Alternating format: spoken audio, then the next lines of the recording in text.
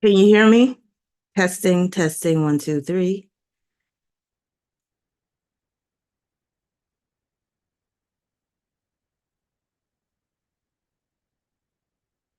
Hey, Derek, first one. What's up? Happy holidays. Hey, ex-girl. Hey, Babezilla. Can you hear me? Testing, testing, one, two, three. Okay. So looks like my audio is on. I know it's been a while since I've been live, but yeah, I got some explaining to do. But I'm back and I'm gonna really try to be more present from here on out. It's been a crazy year. It's been a very unusual year for me. I'll say that. Um, so yeah, welcome everybody. I'm so happy people are already coming into the chat.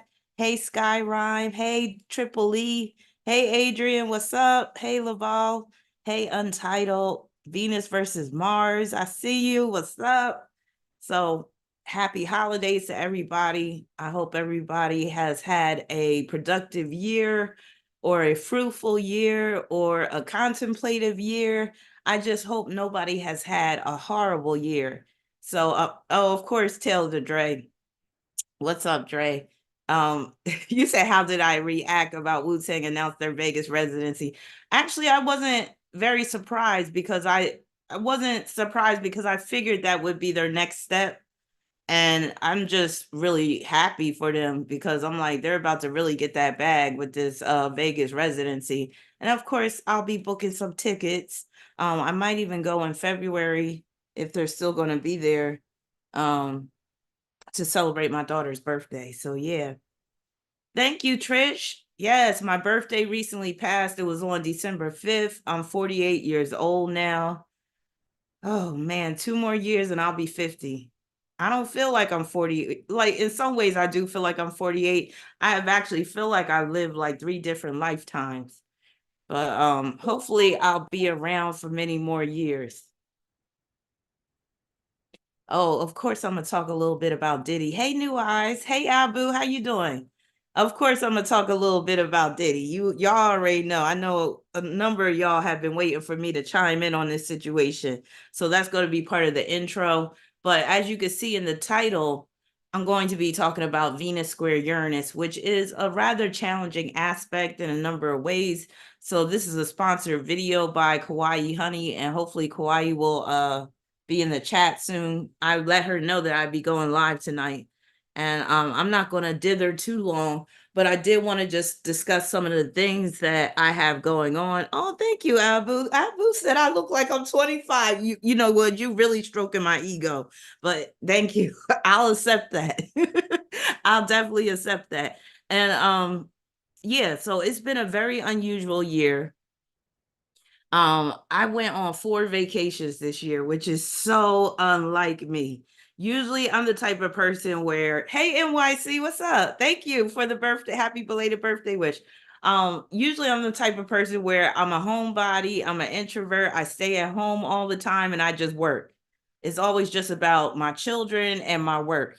But my children are grown now, all three of them. My youngest just turned 21. He's a Sagittarius like me. Hey Golden Owl, how you doing? Thanks for joining us. But yeah, so my youngest is 21. So I don't have any babies anymore. I don't have to, watch closely after them and all this stuff. So now I'm free to do a lot of things that I couldn't do or that I wouldn't do when my children were younger. And having three children as a single mom, money was often tight. I just wish I had the money that I have now when they were younger, but such is life. What can you do? But anyway, I took 4 cruise vacations this year, and that is largely due to Neptune squaring my Mars. Like, I just wanted to get away. And when I took the first cruise was with my two daughters. It was to celebrate their birthdays. The first cruise I took was in February this year. Once I took that cruise, I was hooked. Thank y'all for the birthday wishes. Um, Once I took that first cruise, I was hooked. And that's because I got Sun conjunct Neptune in my chart. I already told a lot of y'all this.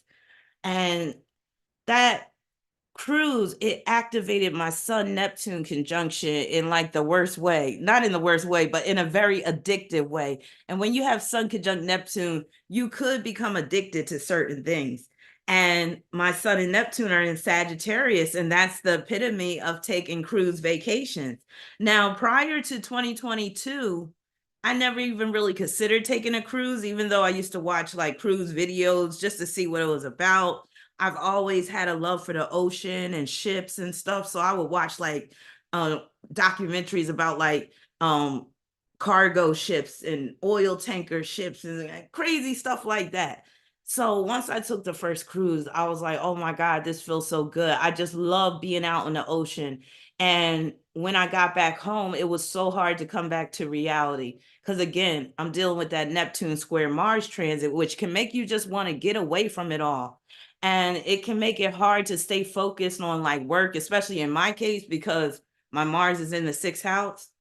So the first cruise got me hooked. Then I took a solo cruise in July. And then I took another cruise with a friend in September. And then I took another cruise recently for my birthday with my Sagittarius friend in late November to early December. So again, I never thought that I would be taking four cruise vacations in a year. I never thought I'd be in a situation financially to do so. And y'all are the reason why I'm in this position where I can take vacations like this. And I have to admit, it's also because I just been stacking chips. Like I really don't spend money on much. So again, just years of just working from home and not doing much, but just working. I was like, once that pandemic ended, I was like, I got to start living my life. I was like, it was like that pandemic taught me that, don't take life for granted because this shit could come back around and then they lock things down again and you can't even travel when you want to. You can't even vacation like you want to and all this type of stuff. So the pandemic really taught me to start really living my life and start enjoying the fruits of my labors. And I'm so glad that I started doing that. Thank you, LaBoo. Yeah, I'm so glad that I started doing that, especially at this age in my life. Like I said, my kids are grown. Um, I've basically lived like 3 different lifetimes. I've been through like a lot of rough shit in my life. So I'm at a point now where I'm really about enjoying life, doing what I want to do, and really making some of my dreams come true. That's one of the things I wanted to tell y'all right now while it's still Sagittarius season. So Sagittarius is the sign of aspiration. It's the sign of dreams, not the dreams you have when you go to sleep. That's Pisces. But it's the sign of dreams of like, I have a dream of becoming famous. I have a dream of striking it rich. I have a dream of marrying my, soulmate or whatever like that.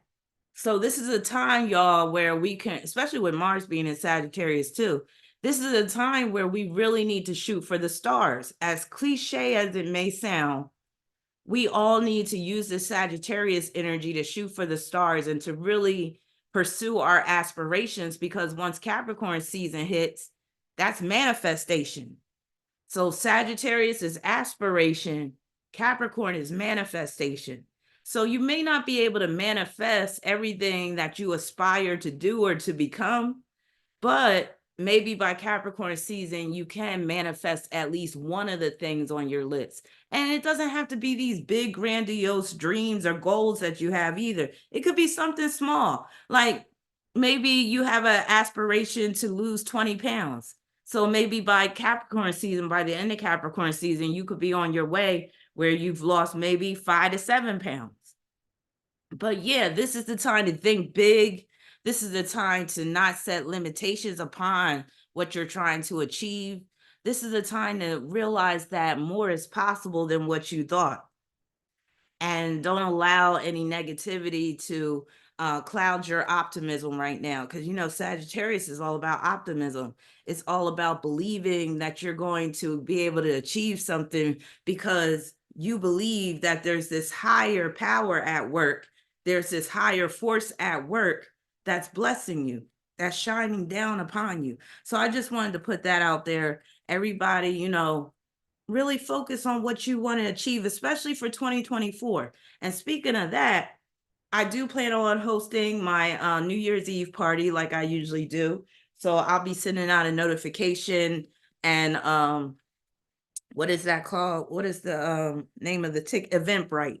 I'll be creating the tickets on Eventbrite so that you could purchase your ticket. I'll be doing that in the next couple of days. So stay tuned for that. Also, let me share my screen right now because we're going to talk about some of the current events that's going on. Oh, my bad. I'm sharing the wrong screen. Hold on.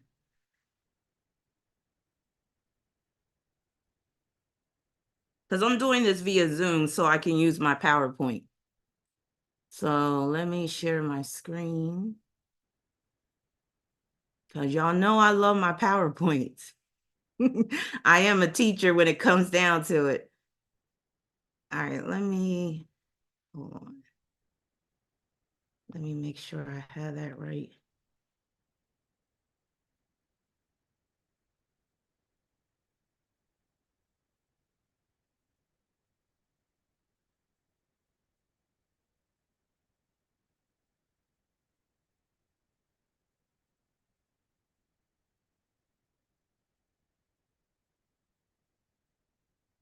Okay. So current events, I basically talked a little bit about how my year went, 2023, with the recap and all that. Like I said, I went on 4 vacations. I also finished the rough draft of my book on transit, so I'm like so happy about that. But now I gotta push myself to get into the editing and proofreading phase, and I gotta look and see if I could find an editor that's going to basically edit my book. So 2024 is going to be very much about editing, proofreading, and publishing for my book. So stay tuned for that. Mercury just turned retrograde, as a lot of you guys already know. Let me know if you already are experiencing the effects of Mercury retrograde. So Mercury went retro on December 13th at 8 degrees Capricorn, and it's going to go direct on January 1st, right in time for the new year 2024 at the 22nd degree of Sagittarius. Now, Mercury in Capricorn retrograde, of course, you could be dealing with some issues at work. You could be dealing with some corrections that need to be made. You could be dealing with some unfinished business that graces your desk. Also, with the Capricorn energy, you could, if it's affecting you, really closely, let's say it's in your third house, you could be prone to thinking about things too negatively. Like you could be really pessimistic with that Mercury retrograde in Capricorn. With Mercury retrograde in Sagittarius, you got to be careful about being overly confident, being cocky, basically believing that you're better than what you are, because you could make a serious mistake. Basically, with Sagittarius, you could be making a grave oversight or a gross oversight, a major omission, because it's easy to overlook things with Sagittarius. So I'm going to say this particular Mercury retrograde, I don't see it being too problematic, but just be careful. And especially, like, of course, when you're driving with Mercury retrograde, be careful. Now, with Mercury in Capricorn retrograde, you could have a close call with an elderly driver. So, if you happen to see an elderly driver, they tend to drive a little bit slower than the average person, and maybe they're driving a bit too slow. You might want to just give them their space and move away from them, just in case they make a wrong turn or something, or some type of poor judgment. Also, commercial vehicles, be careful of like driving near semi trucks, commercial trucks and stuff like that, because of that Capricorn influence. All right, Chiron goes direct on December 26, 2023. Jupiter goes direct on December 30th, 2023. I'm always happy when Jupiter goes direct. Pluto re-enters Aquarius on January 22nd of 2024. That should be interesting. And then Uranus goes direct on January 27th, 2024. So let me see a show of hands, or I'll say press 1 if you could say that 2023 was pretty positive for you. If 2023 was pretty positive for the most part, press 1. If it was one of your more challenging years, press 2. I'm going to press 1. Even though I did deal with some challenges, it definitely was an easier year than most for me. All right, Abu, press 1. So it was a pretty decent, productive year for you, Abu. That's good to know. Labu put 1. Bree 1. NYC 1. Okay, this is good. This is good. Sky Rhyme 2. Kenyatta 2. Dre 2. Danielle 2. Alvi 2. Damn, there's a lot of 2s coming now. Trish 2. Well, I'm sorry that those that pressed 2 had a more challenging year, but hopefully 2024 will be a much better year for you. It is an 8 year, and 8 is really good for manifesting what you want. It's also really good for material gain. So it looks like we got about half and half. Hey, Marcus. Hey, Mac. Look like we got about half and half. Oh, we got Kawaii Honey up in the house. Hey, Kawaii Honey. Oh, and just shout out to all my channel members. I just want to apologize for not being as present as I should have been. But like I said, I'm blaming it on the transits I've been dealing with practically all year. Pluto square in my Venus and Neptune square in my Mars. That has made it hard for me to be sociable in a lot of ways. Adrian put a bunch of 2s. I'm sorry about that, Adrian. But yeah, hopefully 2024 will be better. All right, moving on. So before we get into the main topic for tonight, I do want to talk about some of the transits that Diddy is going through, dealing with this situation, first involving Cassie and the lawsuit that was quickly settled. I mean, it was settled like so quickly, but I see why. And then also, he's losing business deals at this point. I heard that Hulu dropped him. I don't know what he had on Hulu. Y'all can let me know. But that's some of the most recent news I heard about Diddy. Like, Hulu don't even want him now. Now, the main transit that's dealing with his woes right now is Pluto. Pluto is on his Mars. So when the whole situation with the lawsuit with Cassie came out, that was shortly before Thanksgiving, and Pluto was at the 28th degree of Capricorn. His Mars is at the 29th degree. Now, Pluto is even closer to his Mars now. So it makes sense that he's still dealing with a lot of exposing, like he's still being exposed about things. His bodyguard, what's his bodyguard's name? Gene something. He got an ex-bodyguard named Gene something, and Gene be spilling the tea all the time. Now it seemed like the chat stopped. Can y'all still hear me? Okay, Kawaii said he was supposed to have a reality show on Hulu. Yeah, well, I heard that that's been yanked from him now. Gene Deal, thank you, Abu. This Gene Deal, he is basically running his mouth about all of P. Diddy's exploits. And my thing is, if you knew so much back then, how come you didn't say nothing, or you didn't try to interview? I mean, I know, he's just a hired security guard or bodyguard for him, but I'm just like, come on now. But anyway, it's mainly this Pluto transit. So this Pluto transit, it can bury P. Diddy. And, it's dealing with the lawsuits. It's dealing with corporations, wanting to not work with him. It's dealing with his reputation being tarnished. Is dealing with his name being dragged through the mud, and justifiably so, if you ask me. This has been a long time coming for P. Diddy. He's gotten away with things for a long time, but with that Pluto on his Mars, it's like he can't get away anymore. Now, this is also where the authorities could be getting involved. I wouldn't be surprised if in the future we hear that now criminal charges are going to be filed against him. Now, that might have already happened because I really haven't been keeping up with the news. So has anybody filed criminal charges against P. Diddy yet recently? They really digging up the dirt on this dude, and that's that Pluto on his Mars all day. He also was dealing with the South Node on his Jupiter. That's dealing with the legal issues, the settlement as well. Him basically consulting his attorney making statements for him. You said Diddy's house been raided by while he was in London. Okay. Makes sense. So this is his day of reckoning.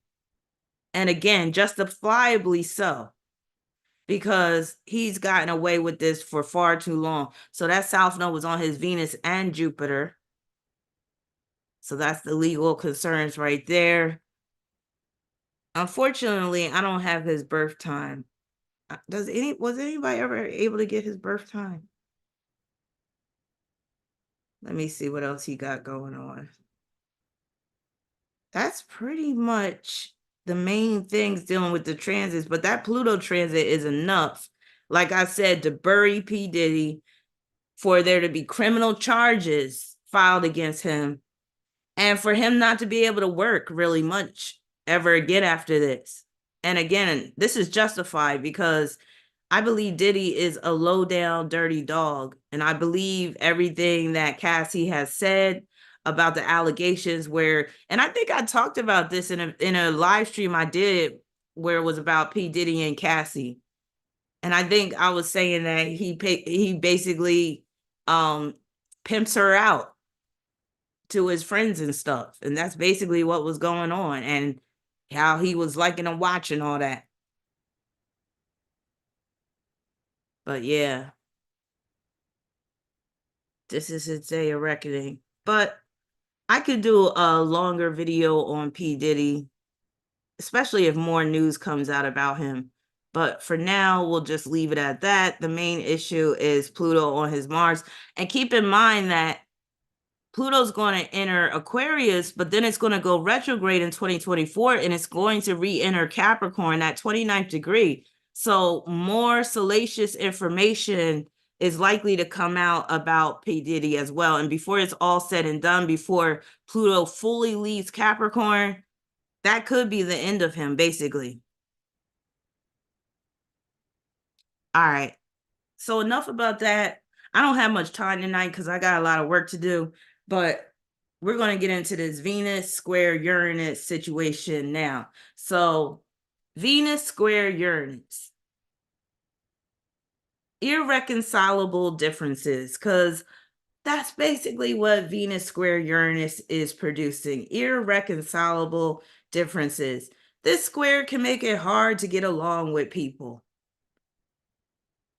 So this video has been sponsored by Kawaii Honey. Thank you, Kawaii, for sponsoring yet another video. You really keep me going. And also for those who have sponsored a video in the past few weeks or month or so, I'll be doing your videos as well very soon. So thank you for your patience with that. And if anybody would like to sponsor a video, you could do it like how Kawaii Honey's doing it, where she wanted me to talk about certain aspects. She sponsored a video on Venus square Chiron. I believe that was the one, right? And I thought that was really cool. Like if you got an aspect in your chart and you want me to break it down, like how it can play out and some of the manifestations, and then also where I discuss celebrities that have that aspect, you could send me an email. I'll put the link in the description section once I get a chance to write it in there. And you can sponsor a video. Just put video sponsorship in the subject line, and then I'll let you know how much it costs and all that type of stuff. But yeah, and Kawaii Honey has some more videos dealing with other aspects as well that I'm going to be doing videos for her about. So Kawaii wants to know, I have this aspect in my chart, Venus in Virgo at 23rd degree, 11th house, squaring Uranus in Sagittarius at the 22nd degree, 2nd house. So that's a tight square right there. You said, is it true that people with this aspect tend to have unstable relationships or be in non-traditional relationships, i.e. same-sex relationships, polygamy, polyamorous relationship, consensual non-monogamy, platonic partnerships, etc.? Yes, that's so true. Yes. And then you said, does this aspect affect a person's ability to maintain a stable income? Yes, very much so. And then you said, can a person with this aspect have intimacy issues? Yes, especially if one of the planets is in Scorpio or one of the planets is ruling that eighth house or is in the eighth. Very much so. You said, how does the Venus square Uranus aspect play out in other celebrities or well-known individuals' charts? Okay, so let's get started. Now, again, Kawaii, you sponsored the Venus square Chiron video. Like, you got it rough with your Venus. You got Venus square Chiron and Venus square Uranus. So with that hookup, basically, you got to be very careful when it comes to your relationship choices and all that.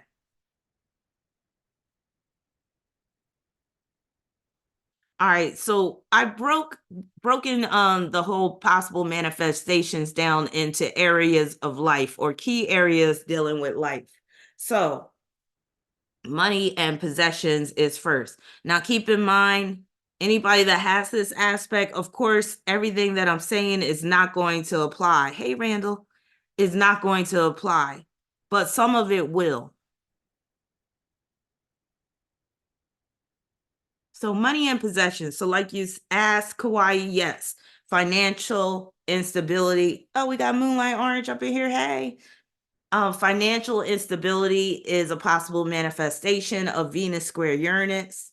And it doesn't mean that the person, is doing something wrong. It could just be the nature of their work or the nature of the business. First of all, if you're an entrepreneur, more than likely your income is going to be unstable. So that's a big one. Interruptions in income. So there could be times where you are trying to survive without an income, or there could just be, a few weeks in between one job and the other, but this could happen more than once. Destruction of possessions. So that's another possibility that can come with Venus square Uranus. Dispossession. So having your possessions or some of them taken away from you. Severance. So being severed or your income being severed, you've heard of the term severance pay and all that type of stuff. Counterfeit money or funny money, that can happen when you have Venus square Uranus. So if you receive big bills from someone, always check and see if the bill is real. You might want to get one of those markers or one of those things where, you can make sure it's real money. Phony products. Hey, Christina, phony products and knockoffs. That's possible when you have Venus square Uranus as well. Also, throwing objects. Now, with Venus square Uranus, there's going to be, a lot of times there's going to be, some upsets with people. Interpersonal relationships will be rife with upsets a lot of times. And sometimes the partner or the person with Venus square Uranus could get to throwing things. Also, some people that have this square could be prone to be anti-money or anti-capitalism. Like they might wish that, we didn't need money in order to survive, or they might have a real problem with capitalism. Love and relationships. So unstable and unpredictable relationships are possible with Venus square Uranus. Also, separations are highly likely. Even if the couple ends up working out, they might have at least one separation that takes place. Breakups, divorce. And some people, they might never get divorced, but live separate lives having Venus square Uranus. So breakups, divorce, unusual, unconventional relationships. So that can run the gamut of a relationship that's dealing with somebody that's already married, or a relationship that is basically more so like polyamory, what have you. Bisexual. Quite a few people with Venus square Uranus either have bisexual tendencies. Hey, Ellie. either have bisexual tendencies or they're just outwardly bisexual, or there could be some strong bisexual themes in their life. And the thing with Venus square Uranus, a lot of times the person will be bisexual, but they will marry the opposite sex. So, and some of them will even say, oh yeah, I experimented with homosexuality when I was in college, or when I was younger or whatever. But sometimes the Venus will win out, and it depends on what sign Uranus is in and all that stuff. But in some cases the Venus will win out, and Venus is very much about conforming to standards. So they might be bisexual, but at the end of the day they still marry the opposite sex. A partner switches up on you. So you can never really fully trust a partner when you have Venus square Uranus. They could just do something out of the blue. They could switch up on you when you think everything is gravy. They could basically turn on you. Basically, you just can't fully trust people when you have Venus square Uranus, as bad as it sounds. But I'm like, it's better to be forewarned and forearmed than to be blindsided by some crazy situation. Friends could get in the way of a relationship. So it could be your own friends. Hey, Cheems. It could be your own friends getting in the way of a relationship, or one friend in particular, or it could be your partner's friends. So you got to keep in mind when we're dealing with Venus, Venus can represent things that are dealing with you as an individual, but it can also represent your partner and your partnership, or your relationship, or your marriage itself. So this is why it could be kind of tricky trying to figure out, okay, how is this particular aspect involving Venus is going to play out? You basically have to try to cover all bases. You have to look at it from an individual perspective, like, okay, Venus square Uranus, I'm totally owning this as an individual. But then you got to look at it from a relationship perspective. And then you even look at it from a partner's perspective. Like, basically, you can give that whole aspect to the partner in some ways. So they're embodying that whole Venus square Uranus aspect in your chart. So with Venus square Uranus, for instance, you could attract a partner that's very unpredictable, and that will do things that will be shocking and appalling at times. Now, a partner has a problem with your friends or outside interests. So again, the friendship theme, that's ruled by Uranus, and friends could get in the way. It could be where your partner doesn't want you to have any friends at all, or any outside interests. Infidelity is a big one with Venus square Uranus. Disloyalty is a big one. Again, when you got Venus square Uranus, you just can't fully trust people. I don't care if it's your mother, your father. I mean, within reason.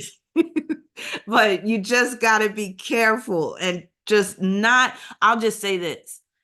Expect the unexpected when you got Venus square Uranus, especially when it comes to dealing with other people and when it comes to money situations. Expect the unexpected. Because just when you think everything is going smoothly, that's when the rug could be pulled out from underneath you. So disloyalty. Also, some people with Venus square Uranus, they're not really receptive to love. So they might have a wall up when it comes to people that are trying to love them. So some people with Venus square Uranus, they might just want to be single for life. For men, this could be a red pill type of Venus square Uranus, could be red pill aspect for men. It could be where the man basically is MGTOW, because, for whatever reason, a lot of times because they really feel like they can't get the women they want. But if you've heard of the term red pill and MGTOW, Venus square Uranus is very much dealing with that. Some people with Venus square Uranus, they just will refuse to marry or be committed to anybody.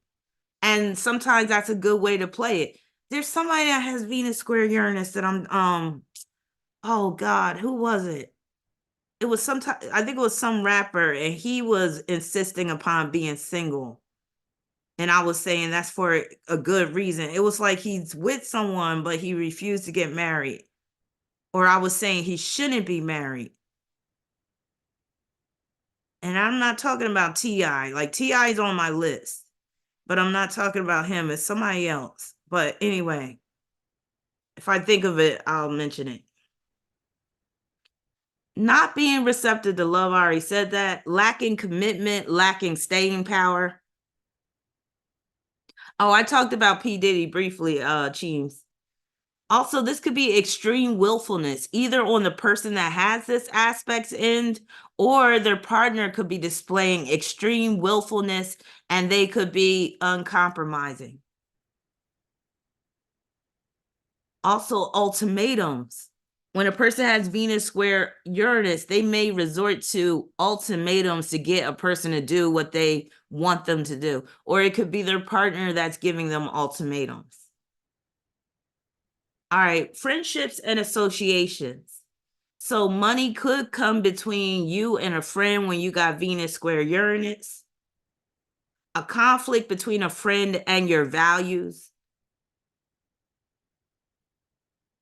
Making friends with people who are beneath you in terms of standards. Like you might have some of your family or another close friend be like, why you hang out with that person? They're not even on your level. And you might make an excuse to be like, well, they're so nice and everything like that. Not being receptive to most friendships. So this is similar to not being receptive to love. This could be not being receptive to most friendships, and it could be because the person is really set in their ways. They're really holding on to what they have grown accustomed to, and they don't want nobody coming into their life to change it. A certain friend or associate is not good for your self-esteem. So you could have a friend or associate that's always making you the butt of jokes, or they might always be trying to outshine you, and your self-esteem could take a hit as a result. Your artistic output suffers due to being part of a group or due to spending too much time with your friends. It can even be where your money situation suffers because you could have a friend that always wants to go out somewhere and you don't want to turn that friend down. You don't want to seem like an old fuddy-duddy, so you keep going out even though you know it's not in your budget to keep going out. Also, if you're popular, if you have social media accounts, if you have a YouTube channel, or if you're a celebrity, some fans or followers could make you feel unsafe. They could be too much. And with the list of celebrities I have, it makes a lot of sense that they would deal with some conflicts involving some of their fans and followers. Also, a friend or associate could be out to get what you have. Social interactions. So Venus square Uranus could make one socially awkward. It can produce asocial or antisocial tendencies. It can make one not a team player, or they could be difficult to deal with, difficult to work with. Also, this could be a person that will sow seeds of discord, or they could be divisive. Disruptions. They could be a disruptive force in the life of others. Or somebody could always be trying to disrupt what they've created. Exerting too much will over others. That's often a problem, especially if the person is able to identify with that Uranus. So that's another thing that you have to keep in mind about aspects. Depending on where that planet is placed, let's take Uranus for example. The person will be more prone to own it themselves, or they will be more prone to project that energy onto others. So one of the people that I have on this list that have Venus square Uranus is Russell Crowe. Russell Crowe is an actor. You know, if anybody saw the movie Gladiator, he played the main character in that film. So Russell Crowe, he's been known to get into a number of altercations, and he's offended a number of people over the years. So with his Venus square Uranus, he's really embodying his Uranus because he's an Aquarius rising. And Uranus rules Aquarius. So when you have a hookup like that, you're going to be more prone to be the bully than being bullied. You get what I'm saying? So in Russell Crowe's case, as I have here, being bully or bullying others, he's more prone to bully others than be bully himself, because Uranus is his chart ruler, which means he's identifying with that Uranus energy. He's embodying it more than that Venus energy. Also, being anti. People with Venus square Uranus could be activists, and they could be extremists where they are anti something. Basically, fill in the blank. Anti this, anti that, anti this. These are people that do have the potential to be shit starters and rebel rousers, and that will, create a commotion. Also, being a nonconformist, that's very much Venus square Uranus. And sometimes being a nonconformist is a good thing. And then challenging the status quo, breaking free from the status quo, that's very Venus square Uranus as well. Also, let's talk about how this square affects the senses. Changing tastes and preferences is common when you have Venus square Uranus. These changes may come out of nowhere, or it could be because maybe you got into an accident. Some people will get into an accident and they'll lose their sense of taste, or they'll lose their sense of smell or their hearing or whatever like that. Switching up your style. So you may never know what you're going to get with a person that has Venus square Uranus. Like, they might wear a certain style for, let's say, 7 years, and then all of a sudden they break out with this new style. Unconventional, unusual, or weird sense of style. So this could be somebody that is eccentric in some way. They don't follow trends. They create their own trends, or they're just offbeat in terms of their style. Unusual, weird, unique.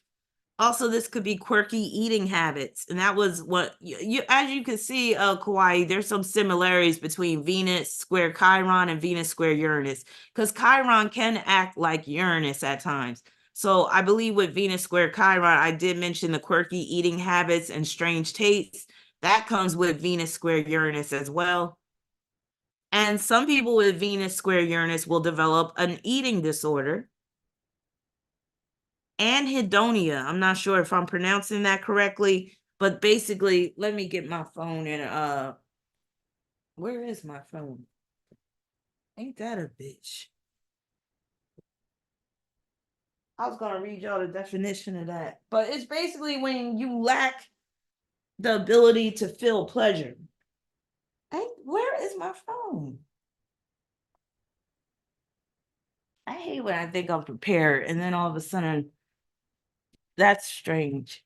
Now I can't find my phone. Oh, it's right in front of me. I'm so silly. Okay. Just 1 second. Let me read the official definition. Because this square can produce apathy, where nothing matters to you. So anhedonia is basically meaning a lack of pleasure, an inability to experience pleasure from activities usually found enjoyable. Now, it could occur through some type of recent tragedy. They're saying it could also occur through being overworked, financial problems, bad weather, whatever. Could be even an underlying disease that is creating anhedonia. But yeah, that's a possible manifestation that can come with that aspect. All right, let me go back to YouTube. Indifference. So the person could be displaying indifference to the feelings of others, which is really bad. That's sociopathic type of behavior. But in some cases, you do need to display indifference. But I'm saying if you're doing it all the time, like you don't care about people's feelings, or you're just indifferent to how your actions are going to affect other people, that can be a serious problem. Being compelled to change food choices, and it could be due to some type of illness, some type of disease that the person has. Could be they get some type of operation and that has to cause, they have to change up their food choices because of that. abnormal attractions, being attracted to things that are not normal or that are strange in some way, or people looking at you like, why do you like that? Like, oh, you're weird. May prefer being in the nude to being clothed. And some people with Venus square Uranus, they could end up, walking around in the nude and shocking others because of it or whatever, or they might do something that involves nudity that other people find to be shocking, offensive, or appalling. This chat needs to catch up. All right, health. So with Venus square Uranus, one could be dealing with a hormonal imbalance. There could be a problem with the mouth, palate, throat, thyroid, voice, or vocal cords. Like Venus square Uranus, that's the epitome of having ruptured vocal cords. Radiation poisoning. Now, sometimes the radiation poisoning could come as a result of radiation treatment. I think a lot of times with radiation treatment, the treatment that's used to alleviate cancer does have strong, serious side effects, which is basically radiation poisoning. Lower back spasms is possible when one has Venus square Uranus. Also, wait a minute, I said that twice, my bad. Lower back spasms. This could be where they're on a special diet, could be due to radiation treatment. So again, when you receive radiation, that can change up your need to eat. Like you might have to eat different foods because your taste buds change. They tend to change when you're receiving radiation treatments. Kidney malfunction rupture. I'm gonna have to go out and come back in with this live stream because I think the chat needs to reset. Okay, I guess nobody's chatting. Well, hopefully that means everybody's paying attention and they're enraptured by this. This could also be kidney malfunction, and it could even play out as a ruptured kidney that could occur through a car accident or maybe getting shot or stabbed or what have you. And cancer is a possibility. Now, the type of cancer could be seen through the sign that Venus is in, also the house placement. But Uranus is a planet that produces abnormalities. And that's basically what cancer is representing, abnormal cells. And then remember, I talked about the radiation treatments that could come through this square. And yeah, that's that. And miscellaneous. Hey, Adrian. You're saying we are. Kawaii, you said you have lower back spasms. That's what I'm talking about. See what I'm saying? Yeah. And then you said due to a fibroid. Wow. Okay, thank you, Ellie. I'm just a little insecure right now. I haven't been live in a while. And Uranus is right on my south node right now. So yeah, I'm dealing with some insecurity right now. So y'all gotta bear with me. So if I need some reassurance, that's why I might be like, y'all still with me? Objectification is a major manifestation of Venus square Uranus. So the person with Venus square Uranus, especially men, and I'll throw lesbians in there too. With Venus square Uranus, they could be objectifying women. Or you could have Venus square Uranus and you're the one being objectified.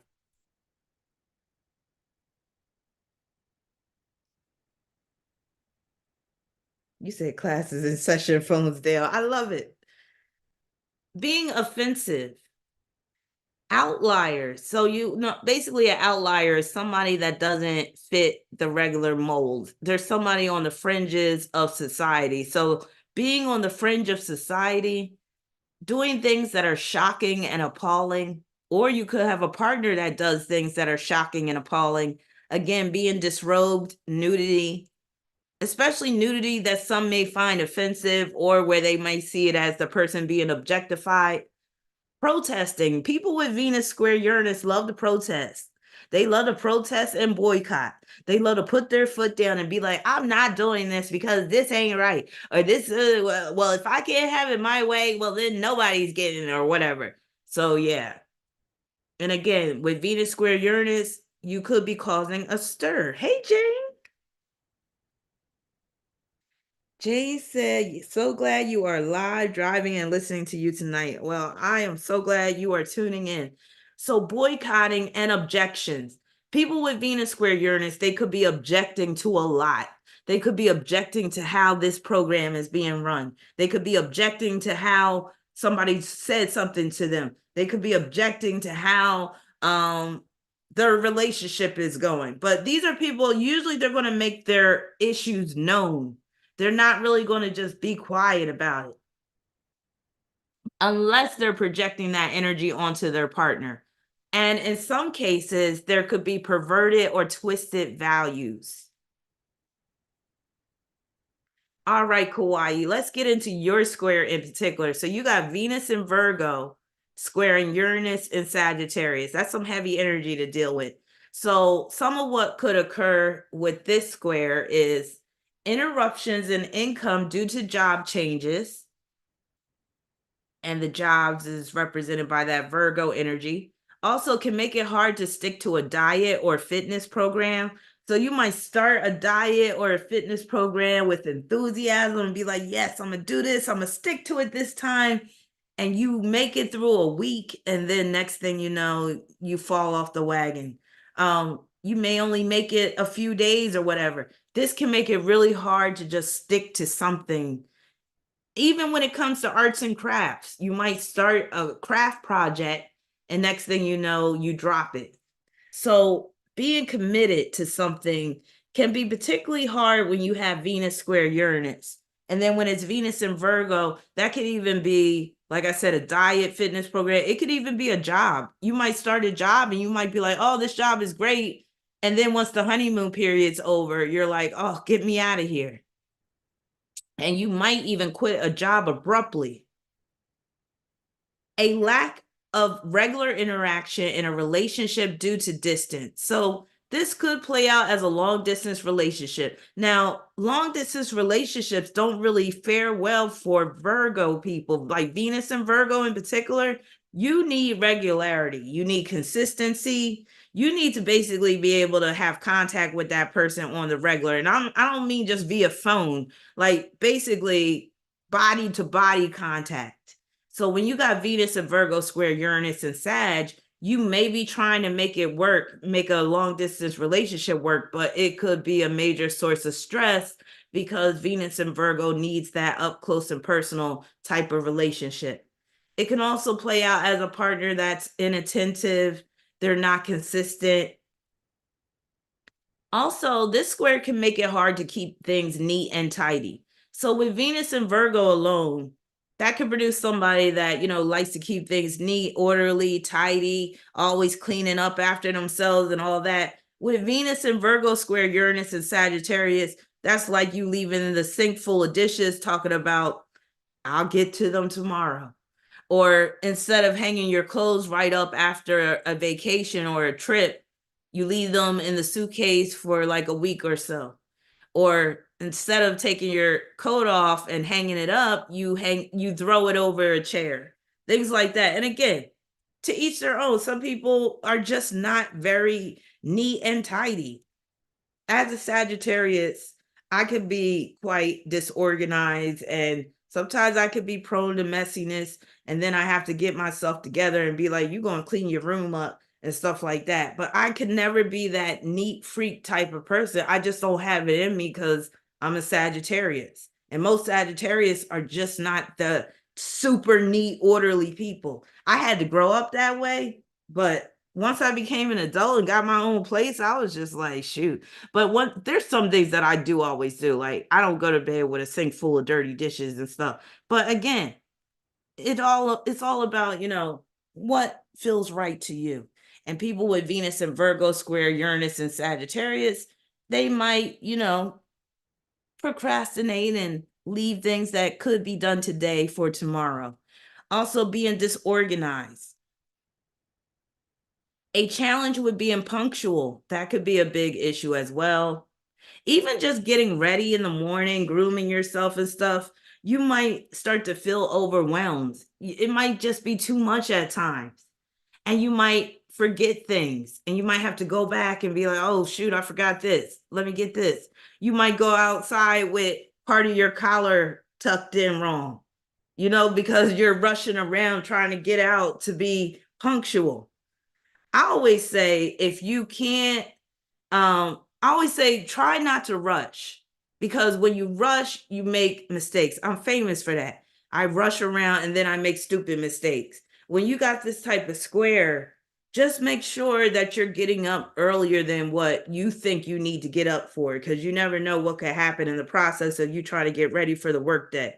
And you might, again, forget something or leave something behind. So always give yourself extra time.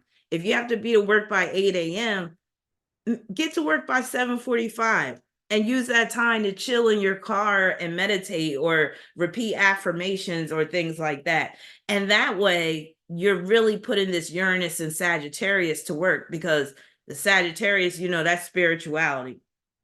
So we can always transmute the energy of our aspects.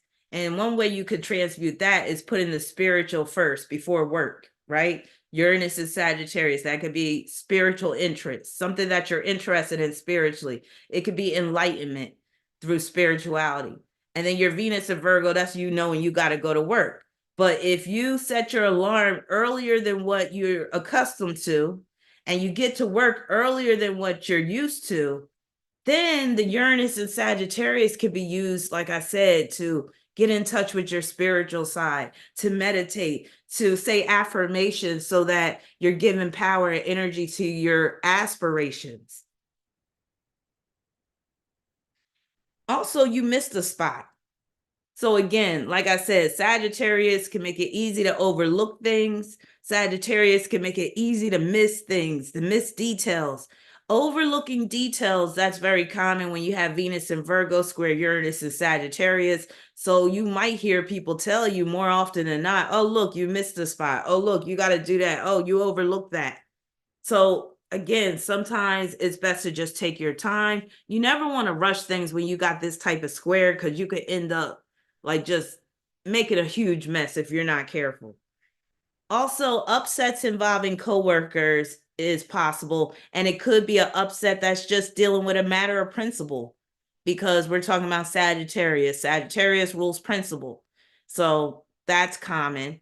And don't take it personal if you are encountering upsets with your coworkers, unless you know that you're purposely causing these upsets.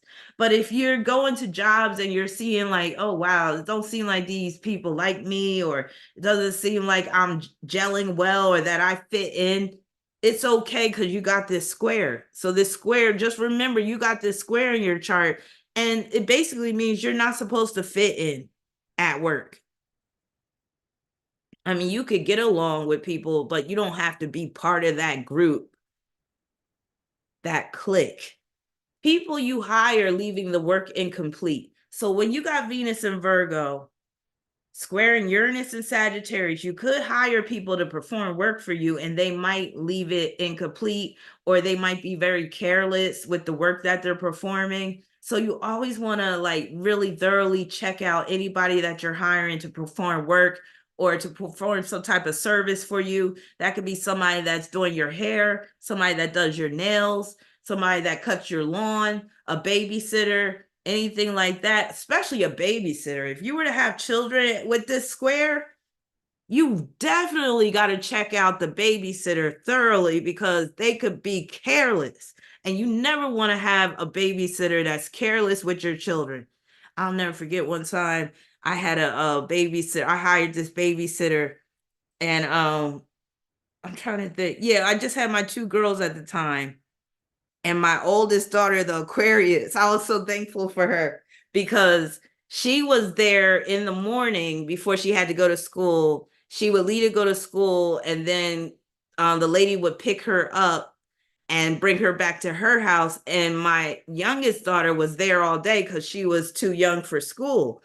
And I think it was day 3 that my oldest daughter snitched on a lady, and she was just saying, Mom, she be stealing our lunches, and she don't, she leaves my younger daughter in the playpen all day and doesn't do anything. I got rid of that lady so quick. But again, It was due to my Aquarius daughter, thank God. And she recently was here visiting.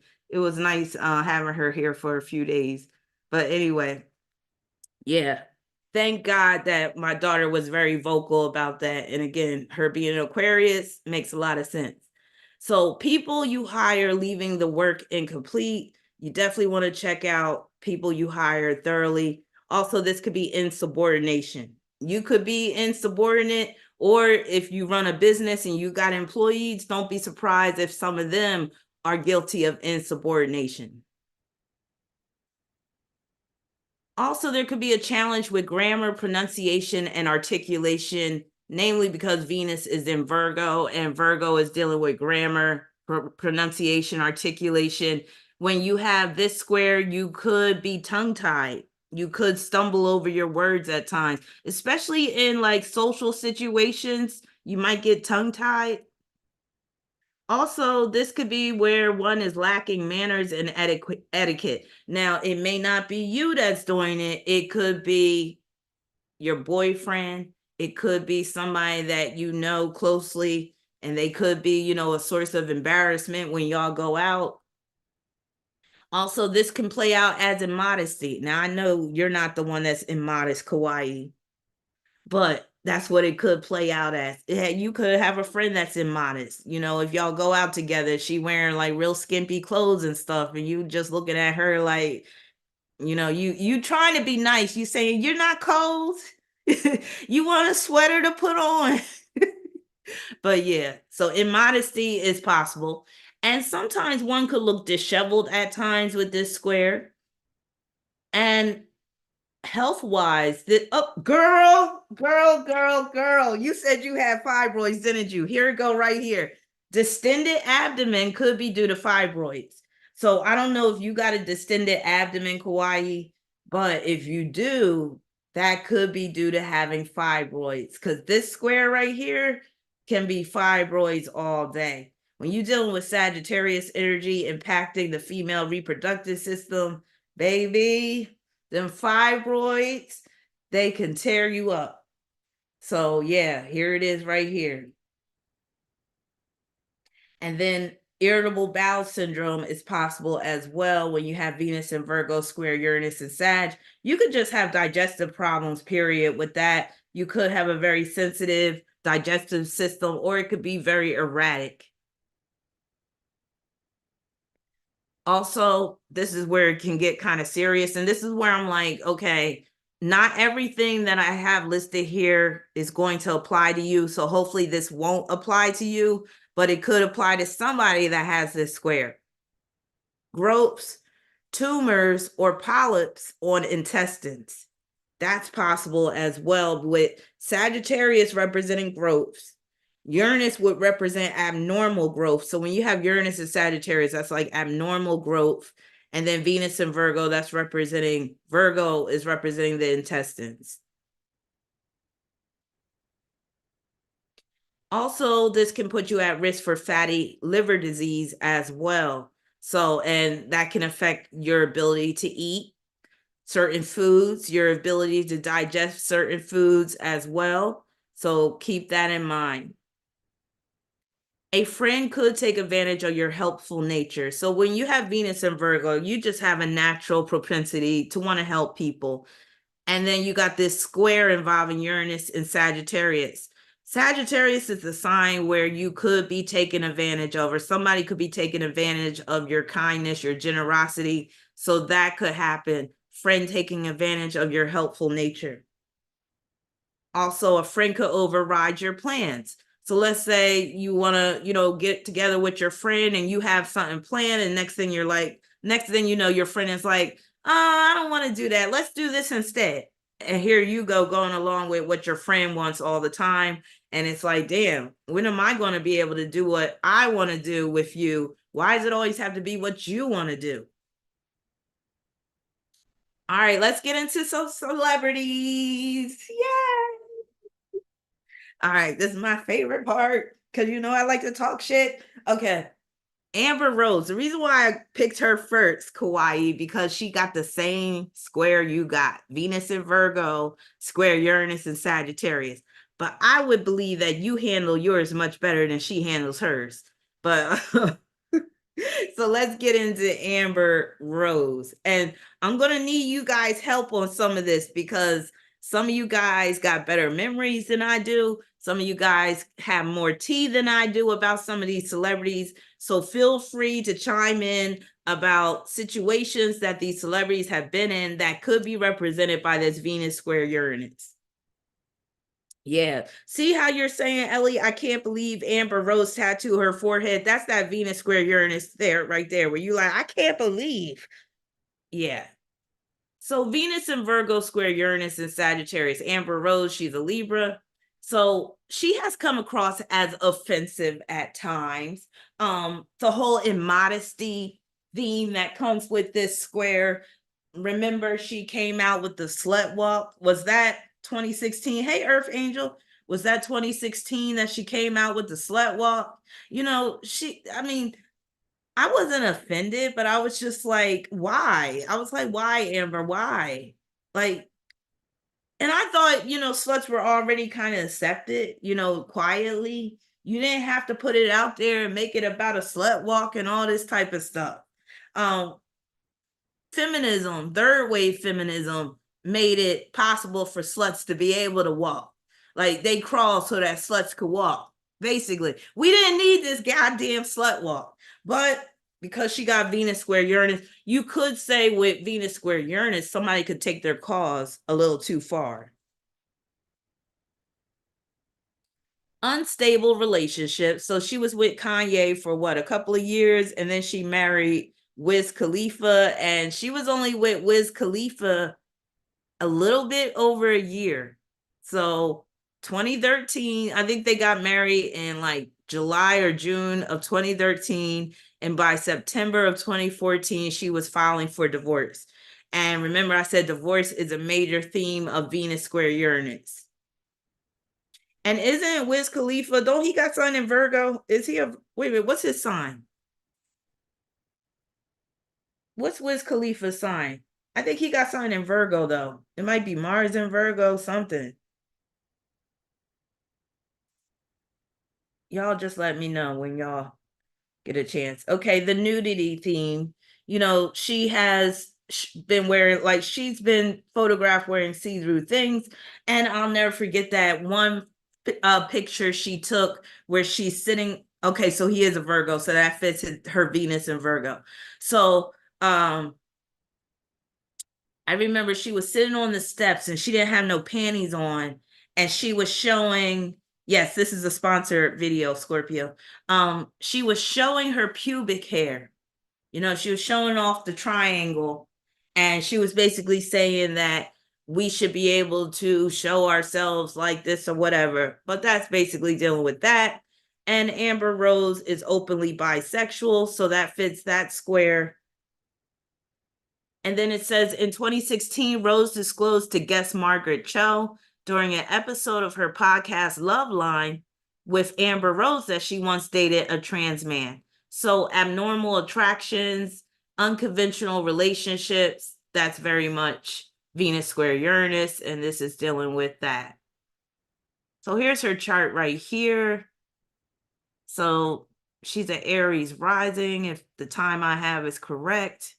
Here's that Venus square Uranus with Venus being in Virgo, Uranus in Sagittarius. It's rather wide, but it still counts.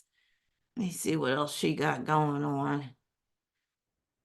She got Saturn in Scorpio, which can bring a strong need to express herself sexually.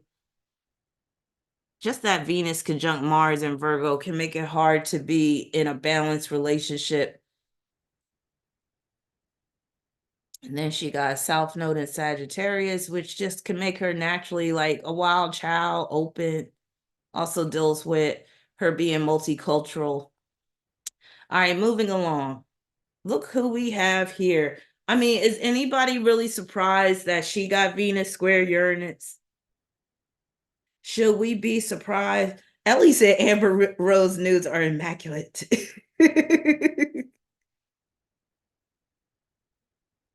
Now, should we be surprised that Miss Jolie has Venus square Uranus in her chart. I'm not surprised at all. So Angelina Jolie, Gemini, has Venus in Cancer square Uranus in Libra. Now, again, she qualifies for the unstable relationships that this square can produce.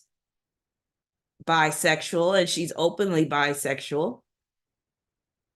And she's been married and divorced 3 times. So she's really working that square that she has between her Venus and Uranus in Libra. I bet you some of the issue with her marriages was where to live, with her Venus being in Cancer. And then with Brad Pitt, it was like they were living all over the world. But I bet you there was times where she wanted to live in a certain country and he didn't want to, and that would probably result in separations and whatever. I tell Scorpio, you said you for real. It never, like, her lip situation is just a hot mess. But remember, I said Venus square Uranus can produce problems with the mouth. Yeah, her lips are always cracked and crusty looking. Eating disorder. Now, I don't think Angelina Jolie has come out and admitted that she has an eating disorder, but she's extremely thin. So I wouldn't be surprised if she suffered from either anorexia, a mild case of it, or bulimia, because that Venus square Uranus can play out as an eating disorder, especially when you have Venus in Cancer, like how she does. I bet you she likes the sensation of having an empty stomach. I wouldn't be surprised if she loves that feeling. And also, I wouldn't be surprised if she weighs herself all the time. She probably refuses to go above a certain pound. Like, what would you say how much she weighs? Like, at her thinnest, I would say she was probably weighing like 90, 95 pounds, maybe even less. I don't know how tall she is. But yeah, I bet you she's the type that weighs herself all the time and she refuses to go over a certain weight. She did look healthy in the Tomb Raider movies, Roma. Yeah, they made her bulk up for that. Also, remember, she had the mastectomy to avoid cancer. Now, everybody thought, or just about everybody, thought Angelina was crazy to do such a thing. But when I saw this square in her chart, I was like, actually, she might have been doing the right thing because this can manifest as breast cancer. And she did get a test, and the test showed that I forgot what percentage, but she did have a high percentage of getting breast cancer, and I think maybe even uterine cancer as well. And cancer runs in her family through her mother's side. So the fact that she got the mastectomy to avoid cancer is dealing with this square right here. And again, I think she wasn't too crazy to do that considering how this square could manifest as cancer. And then she got something else removed too, or something else. I forgot what else. Y'all let me know if y'all remember what it is. But she got some other procedure too, because they saw that she could be a candidate for some other type of cancer too. Do y'all remember what it was?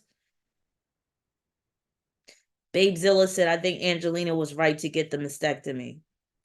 Scorpio Aura said, I always felt like Brad and Jennifer were a better match.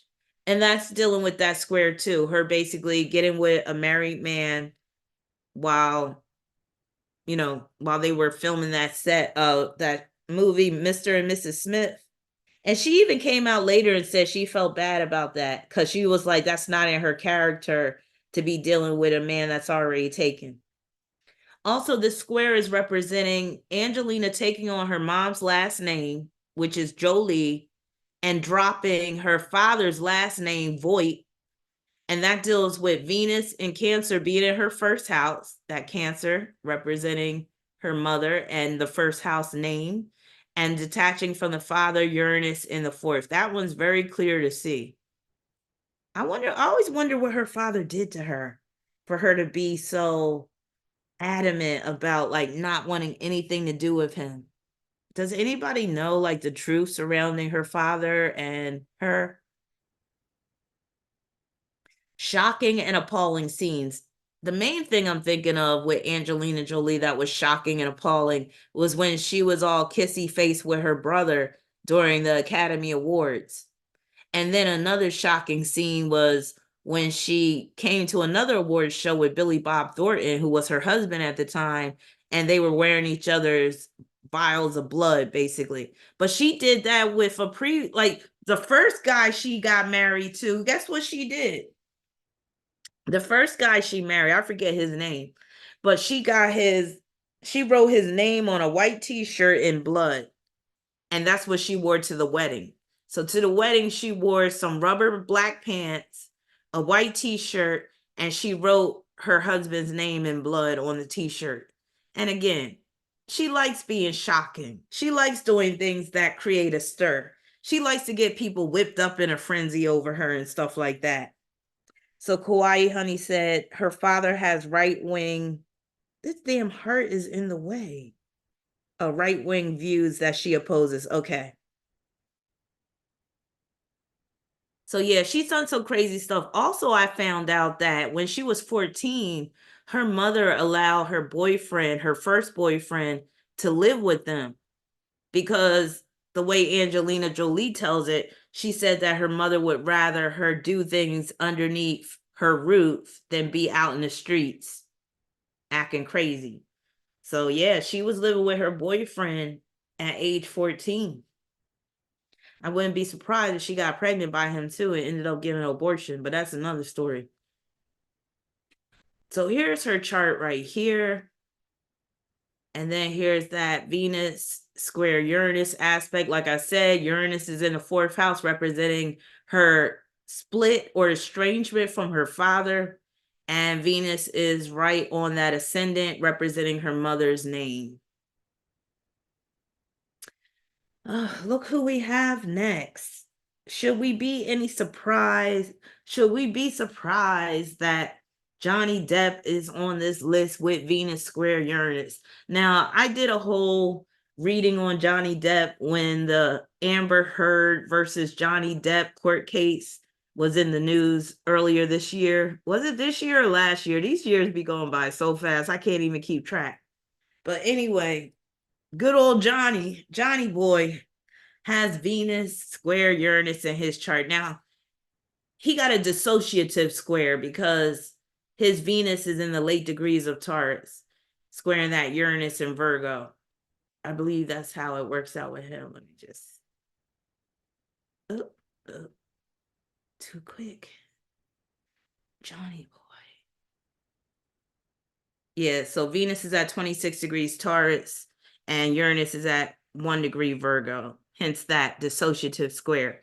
So Johnny Depp, unstable relationships. We know that about his married life. He's been married and divorced twice. Money problems due to a lack of prudence and bad accounting, perhaps.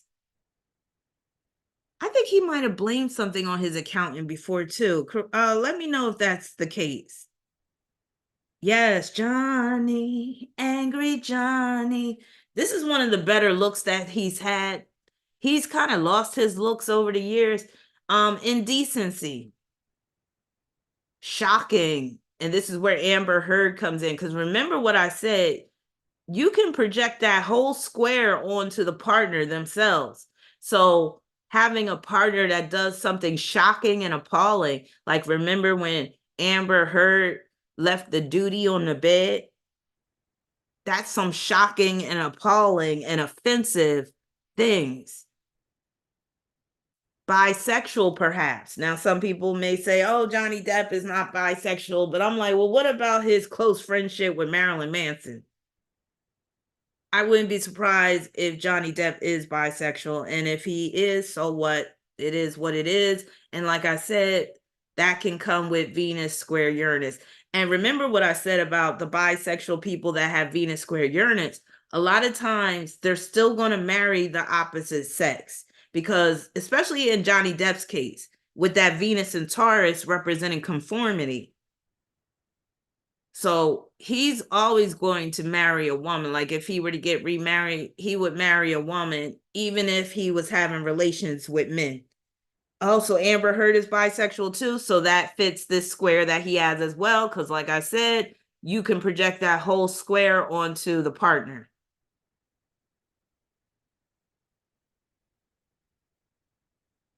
Here's his chart. Like I said, I went over his chart earlier this year during that court case. He got that Venus in the 10th. That Venus in Taurus is also making me think of the vineyard that he had. And I think something happened with the management of the vineyard and stuff. And it might have happened through the divorce. Not up to Amber. I think it was the other chick, Rachel. I think her name was Rachel something. Rachel Evan Wood or something, or whoever. Moving along.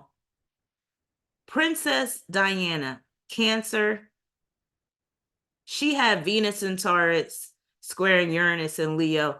And it makes sense that she had this square considering who she married, Prince Charles. So with Venus in Taurus square Uranus and Leo, it's pretty clear to see that she was dealing with unstable relationships, divorce, conflict due to her values being different from the royals. I remember her in an interview. I don't think I saw the interview myself, but I heard that she said this in one of her interviews, that the royal family were not humans. So her basically looking at the royal family as weird and how she got values that differ from the royal family. So one of the ways that she differed from the royal family is that she would have her sons go down to the kitchen every night and thank the kitchen staff, the chefs and all that, for cooking them dinner, which is something that the royals never did. The royals, they would just get served and they would not, thank them and anything like that. But Princess Di, she was the type, she wanted to still maintain certain values, and that would piss the queen off. So she was constantly butting heads with the queen, constantly in conflict with the queen, and that's very much that Venus in Taurus square Uranus in Leo. Also, this is representing Charles' long-term affair with Camilla. Remember, I said Venus square Uranus can manifest as infidelity, disloyalty. So he had that long-term, and remember I said a friend can interfere with the relationship or marriage. So Camilla was a long-term friend, but not just a friend, a homie lover friend, a romantic friend, a friend with benefits. Eating disorder. So I think she did mention that she had an eating disorder at some point. Conflict with one of her children.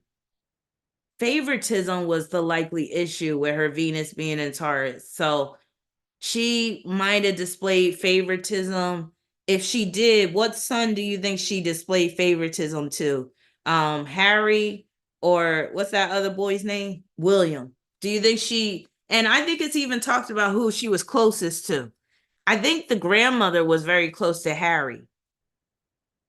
But was Diana more closer to William than Harry? Somebody let me know before I go on, because that's more than likely one of the ways that square played out, is her playing favorites. So she was closer to Harry than William? Okay. Okay, so she was closer to the redhead.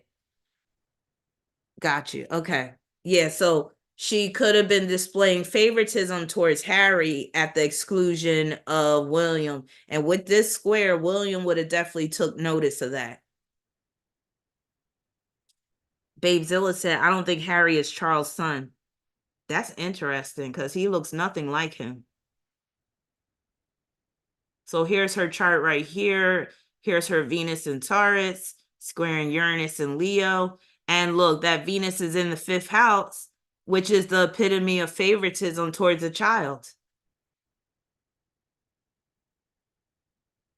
Also, this deals with her issue with her lover. So she had, once she got divorced from Prince Charles, she started dating Dodi Fayed, who was this Egyptian rich guy. And the queen wasn't having it. And I think that's a big reason why she ended up being deleted in that car accident. And Uranus is in the 8th house. That's like the queen calling for her head on a platter because she had the nerve to date that dude, Dodi Fayed, who had a lot of money, but he wasn't of the right color, right bloodline. And that's something you don't do with the royals, even though, they brought Meghan Markle into the fold. That could show that the royals are starting to be more lax with their standards and stuff, but we're dealing with this was back in the 90s, right? When all this was going down. So the royals, they were still very much holding fast to their standards. Mr. Elvis Presley. I was never a fan of Elvis. He actually irks me when I look at him. Like, he's very annoying looking. Never was a fan of Elvis. The only couple of songs I know that he sang was "You Ain't Nothing But a Hound Dog," "Love Me Tender, Love Me True," "Blue Suede Shoes," and that's how he sounded to me.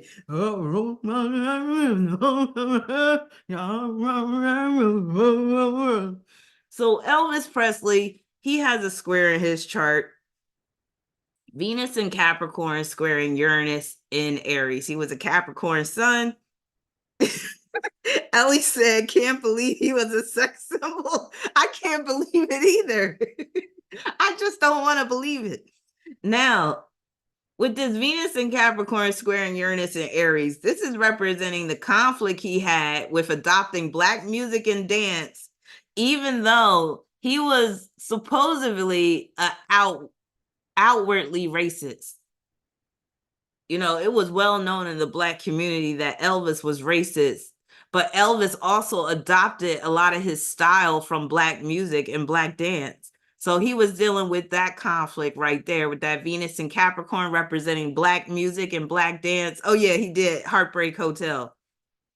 And he even had he had like a Black maid and stuff like that, Black servants in his house. But from what I heard, he wasn't too fond of Black people. Also, this is representing the age of his wife, Priscilla, which was shocking. So, did he get with Priscilla when she was like 14, I think? And when you're dealing with Venus and Capricorn, the age of a partner could be a major deal. Also, infidelity.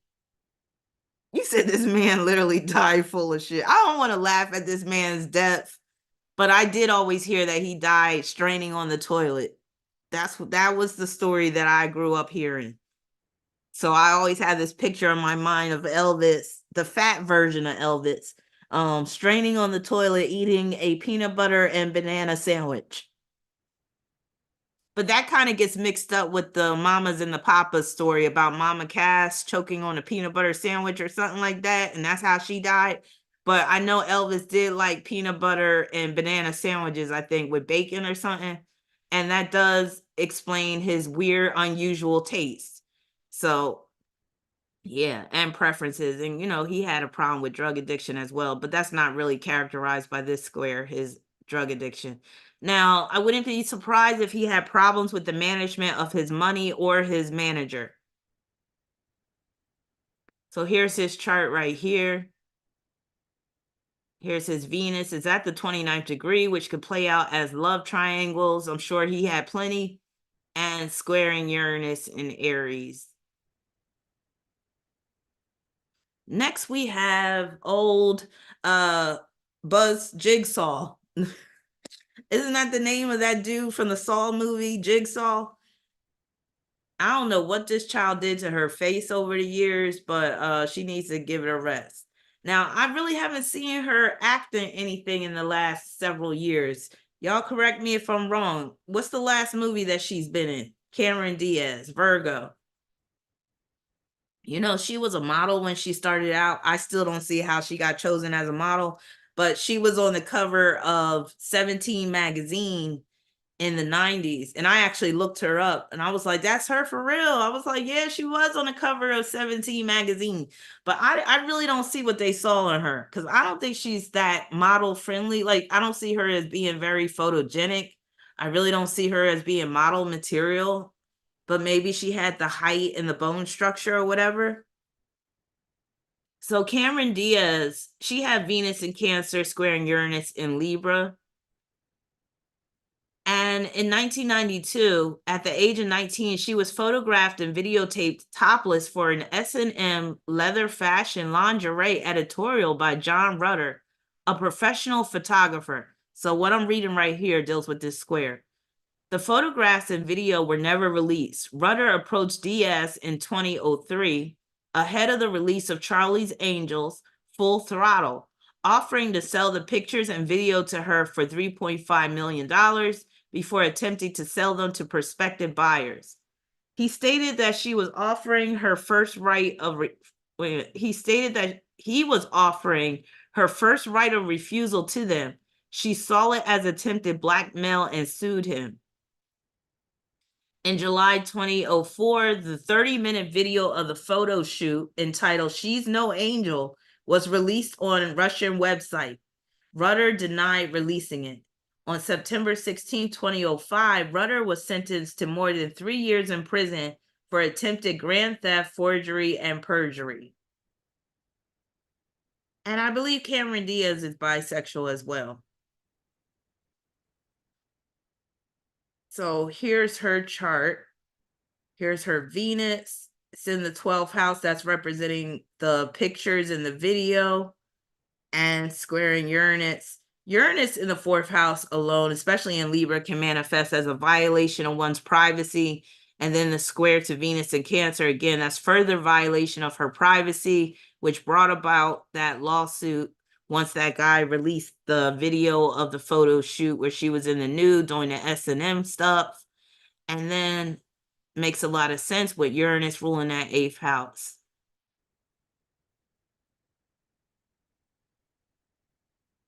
Prince, my idol, hero, there'll be no other Prince. And you shouldn't be surprised that Prince had Venus square Uranus. And this just goes to show you that you could be one of the best musicians, but still have a screwed up Venus. And his screwed up Venus really shined through his relationships, right? So he has Venus and Taurus squaring Uranus in Leo. So unconventional, unusual, or weird sense of style. We can all agree that Prince's sense of style was unusual, unconventional, and sometimes even weird. Remember when he was at the awards show and he wore those pants with the butt cut out? Yeah, that type of stuff. Yeah. So he definitely worked that square in that respect. He did not follow trends. He created his own trends. And yeah, he was one of a kind in terms of his style. Also, Prince would switch up his style, especially his hairstyles a lot. And like with every new concert tour, he would have like a whole different clothing ensembles and different hairstyles. And he would have a whole look for each album, for each concert, tour, and all of that stuff. That's my song. You need another lover like you need a hole in your head. I love that song. Yup, I'm getting to that, Babezilla. So unstable relationships. I mean, Prince, he had so many girlfriends and he had these girlfriends simultaneously. And like one girlfriend was walking out the door, one was coming in. Or you say one was walking out, 2 or 3 were coming in. So it was like this revolving door of women that he had just coming in and out of his life. And some of them were his muses, and some of them were just, his flings or whatever like that. But yeah, divorce. So he's married and divorced twice. And this is representing the baby's defect, the baby's birth defect. So he had a baby with his first wife, Maite. And look, I plan on doing a synastry about them because I feel like this was all part of the universe protecting Prince from this woman and her mother. That the universe, God, whatever you want to call it, was not going to allow that baby to live because that would have meant that she had so much control over him. And I think the universe, God, the goddess, whatever you want to call it, the ancestors, was like, we're not having this. We're not allowing you to put these chains on Prince like that. So Maite gave birth to a baby that had Pfeiffer syndrome. And it's a horrible syndrome that resulted in the baby being disfigured. Like the baby's face wasn't fully formed, the eyes were outside the skull. It was terrible. Like you can Google pictures of this. But anyway, with Uranus being in Leo, that represents some abnormality dealing with the baby. And once that baby died, it drove a wedge between him and Maite. I think they already weren't getting along, but this baby was like the nail in the coffin, the last nail in the coffin. Also, problems with his ability to produce music without objection. Remember, I said Venus square Uranus, there's often objection. So you could be objecting to things if you have this square, or people could be objecting to what you're trying to do. So he was in conflict with Warner Brothers, the label that he was signed to, and they would object to some of his music choices, like some of the music that he made, and they would be like, no, Prince, we need you to make music that's more pop friendly or radio friendly. And he was like, no, I need to make music the way I need to make music. So that was dealing with that as well. Changing his bands. So Prince went through a number of different bands. So he started off with wasn't even the Revolution he started off with. I forget the name of his first band. But then he went to the Revolution, and then after that it was what's that other band? New Power Generation, and then from there was Third Eye. So yeah, he went through a number of different changes with his band. Also, bisexual. Now, I don't believe Prince was bisexual by practice. Maybe when he was younger, he probably fooled around with Andre Simone or somebody else and maybe experimented with bisexuality, but he was bisexual in the true sense. Like he had a female alter ego named Camille, and he would talk about Camille at times, and he would talk about how he was a very true Gemini. He was like, there's two people inside me. There's Prince, and then there's this woman named Camille. And sometimes he would even use Camille as a pen name and would attribute some of his songs to that side of himself writing. And also Prince, of course, he flirted with bisexuality as well. I do believe that he had a preference for women at the end of the day, but Prince made no bones about coming across as looking and acting bisexual at times. But that's so easy for a Gemini to do. So here's his chart right here. And again, this is what I'm talking about. If you look at his Venus, there's nothing but challenging aspects to his Venus.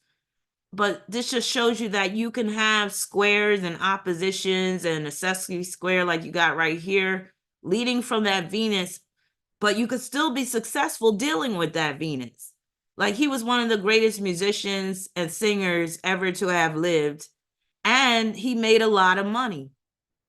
But you know what they say, more money, more problems. And that was part of the issue with some of these aspects involving his Venus. And then we know the women in his life and the turmoil that he experienced in his relationships and the ups and downs and all that. That's dealing with these challenging aspects as well. Oh God, look at that face.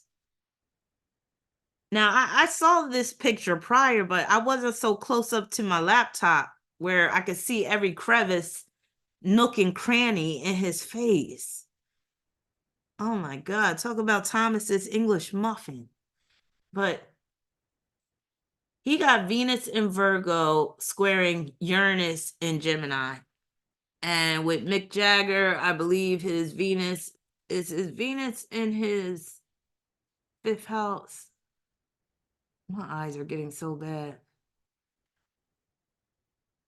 Yup, Venus in the fifth. He got like 8 children by 5 different women. Now, Mick Jagger, divorce. That's a big one. Infidelity. Of course, if you're the lead singer of the Rolling Stones, it's going to be so easy for you to attract groupies. So infidelity was big. And again, the fact that he has 8 children by 5 women, that's a testament to that. Bisexual. So Mick Jagger was outed as being bisexual. I believe it was by Jerry Hall, who was his girlfriend and unofficial wife at the time. She claimed that she caught him in bed with David Bowie. And David Bowie was a known bisexual individual as well. But again, Mick Jagger being bisexual, but he's the type that would marry the opposite sex. Like I said, is prone with people that have this square. And some people that have this square, they could really have a problem admitting that they're either bisexual or that they have homosexual tendencies. So they might end up marrying the opposite sex just to appear quote unquote normal. But in a lot of cases, the person could still be out about their bisexuality, but they'll still end up marrying the opposite sex. Now, not providing financial help to at least one of the women he had kids with. Venus in the 5th house is representing the women that he had kids with.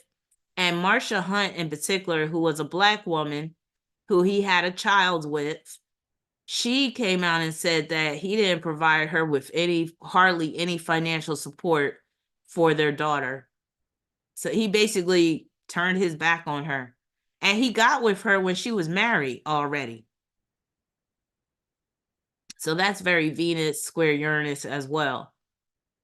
So again, he had 8 children with 5 women.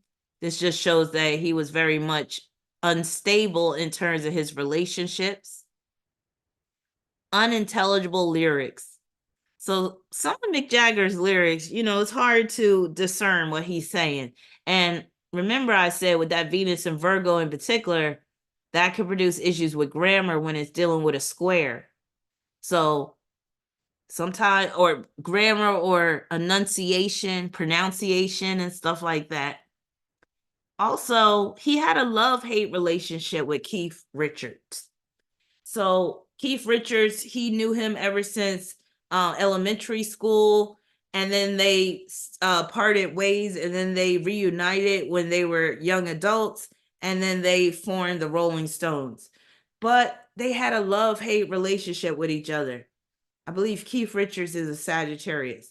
So love-hate friendship with Keith Richards. So Keith Richards was quoted as saying, "If I shout and scream at him, it's because no one else has the guts to do it, or else they're paid not to do it. At the same time, I'd hope Mick realizes that I'm a friend who is just trying to bring him into line and do what needs to be done."